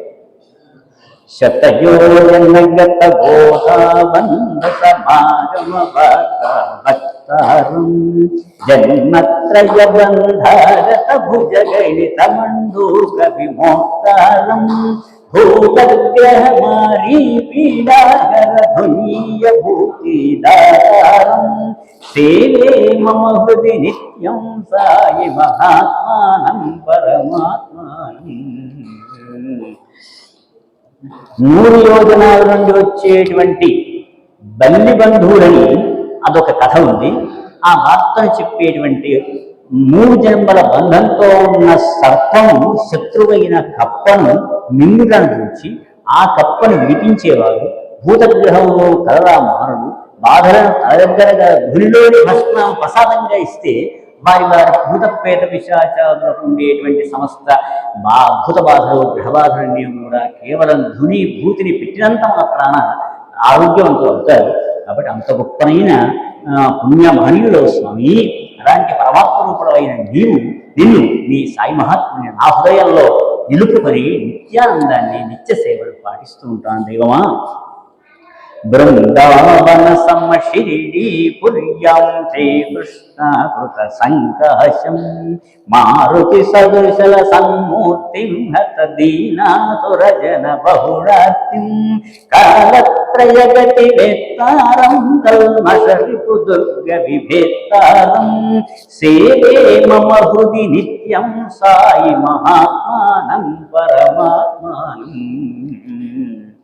బృందావనంతో సమానమైనటువంటిది షిరిడి పట్టణంలో శ్రీకృష్ణుని ఇటువంటి రూపంతో కనబడే స్వామి, ఆంజనేయ స్వామిగా ఉన్నటువంటి ప్రకాశ రూపం గల స్వామి, దీనుల యొక్క ఆత్మల యొక్క గొప్ప గొప్ప మహా కష్టాలను తొలగించే మహా దీనబంధువు స్వామి. త్రికాల వేదివి నీవు, కామక్రోధాది శత్రువులన్నింటినీ కోటల దుర్గములను కూడా ఛేదించేటువంటి గొప్ప హృదయం గలవాడు. అలాంటి సాయి మహాత్ముడు అయిన నిన్ను నా హృదయంలో నిలుపుకొని నిరంతరం సేవిస్తూ ఉంటాం దైవమా. భూతవర్తమానభావి విజ్ఞం సంకల్పిత కృషి సర్వజ్ఞం ఆడంబరరహితాచార్యం పరమాద్భుత మహిమాన్విత శక్యం సాత్మానందానుభూతీర్ణం సితవాత్సల్య గుణాకీర్ణం సేవే మమ హృది నిత్యం సాయి మహాత్మానం పరమాత్మానం. జరిగిన జరుగుతున్న జరగబో విషయాలు భూత భవిష్యత్ వర్తమాన కాలాలలో ఉండే అన్ని అంశాలను తెలిసినటువంటి ఆడంబరం లేనటువంటి గొప్ప ఆచార్యుడు దేవుడు, అద్భుతమైన మహామహిమాన్వితుడు, ఆత్మానందానుభవంలో హరితేరినమూర్తి, ఆశ్రయించిన వారిపై వాత్సల్యాది సుగుణములను ప్రసరింపజేసి ఉన్నటువంటి పరమాత్మ రూపుడైన సాయి మహాత్మా, నిన్ను నా హృదయంలో నిలుపుకొని ధ్యానిస్తూ ఆరాధిస్తూ ఉంటాను దైవమా. వైశానర్పిత తైల దినే జల తైలోజనిత దీపం చౌర్యాదిక దుర్గుణహర్తారం పాతకి జన సంస్కర్తారం బ్రహ్మానంద మహోదధి చంద్రం వాతాతి హర్ష హరణేంద్రం సేవే మమ హృది నిత్యం సాయి మహాత్మానం పరమాత్మానం. కొందరు వైశ్యులు దీపానికి నూనె ఇవ్వని రోజు కేవలం నీరే తైలంగా పూసి ప్రమిదలలో పూసి తన ధునిలో అనగా బాబా కూర్చునే సాయి మందిరంలో దీపములను వెలిగించినటువంటి మహనీయుడు, పాపాత్మలను సంస్కరించేవాడు, మరి సమస్త దుర్గుణాలను హరించేవాడు, ఇంద్రునితో సమానమైనటువంటి గొప్ప సుగుణ పరంపర గలవాడు. అటువంటి పరమమహాత్ముడో స్వామి, నిన్ను సాయి మహాత్మునిగా భావించాను, నిన్ను నా హృదయంలో సేవిస్తున్నాను. సర్వశుభామహతాదన గణపతి వాచక సాయి శుభదనామన్ ఆశ్రిత పాపక్షాళన దీక్ష కష్ట జలధితారణ రక్ష సాయి మహాత్మాష్టక పఠితారో సాయి కృపాభీక్షణలేశాత్ సర్వ సుఖాన్యనుభవంతి విందంత్యైకైవల్య శుభంధామ.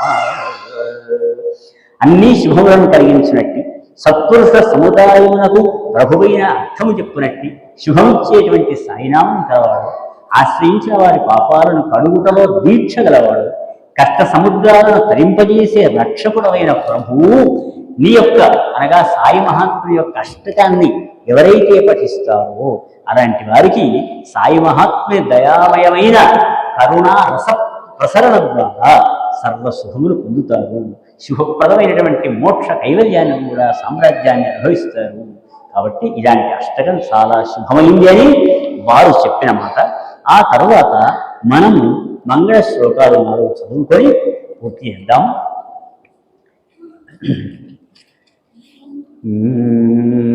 శ్రీ బహుధాన్య నామాద్దే అశ్వినే పూర్ణిమాతిథౌ బౌరం పేట పురీయత్త సాయినాథాయ మంగళం మంగళం.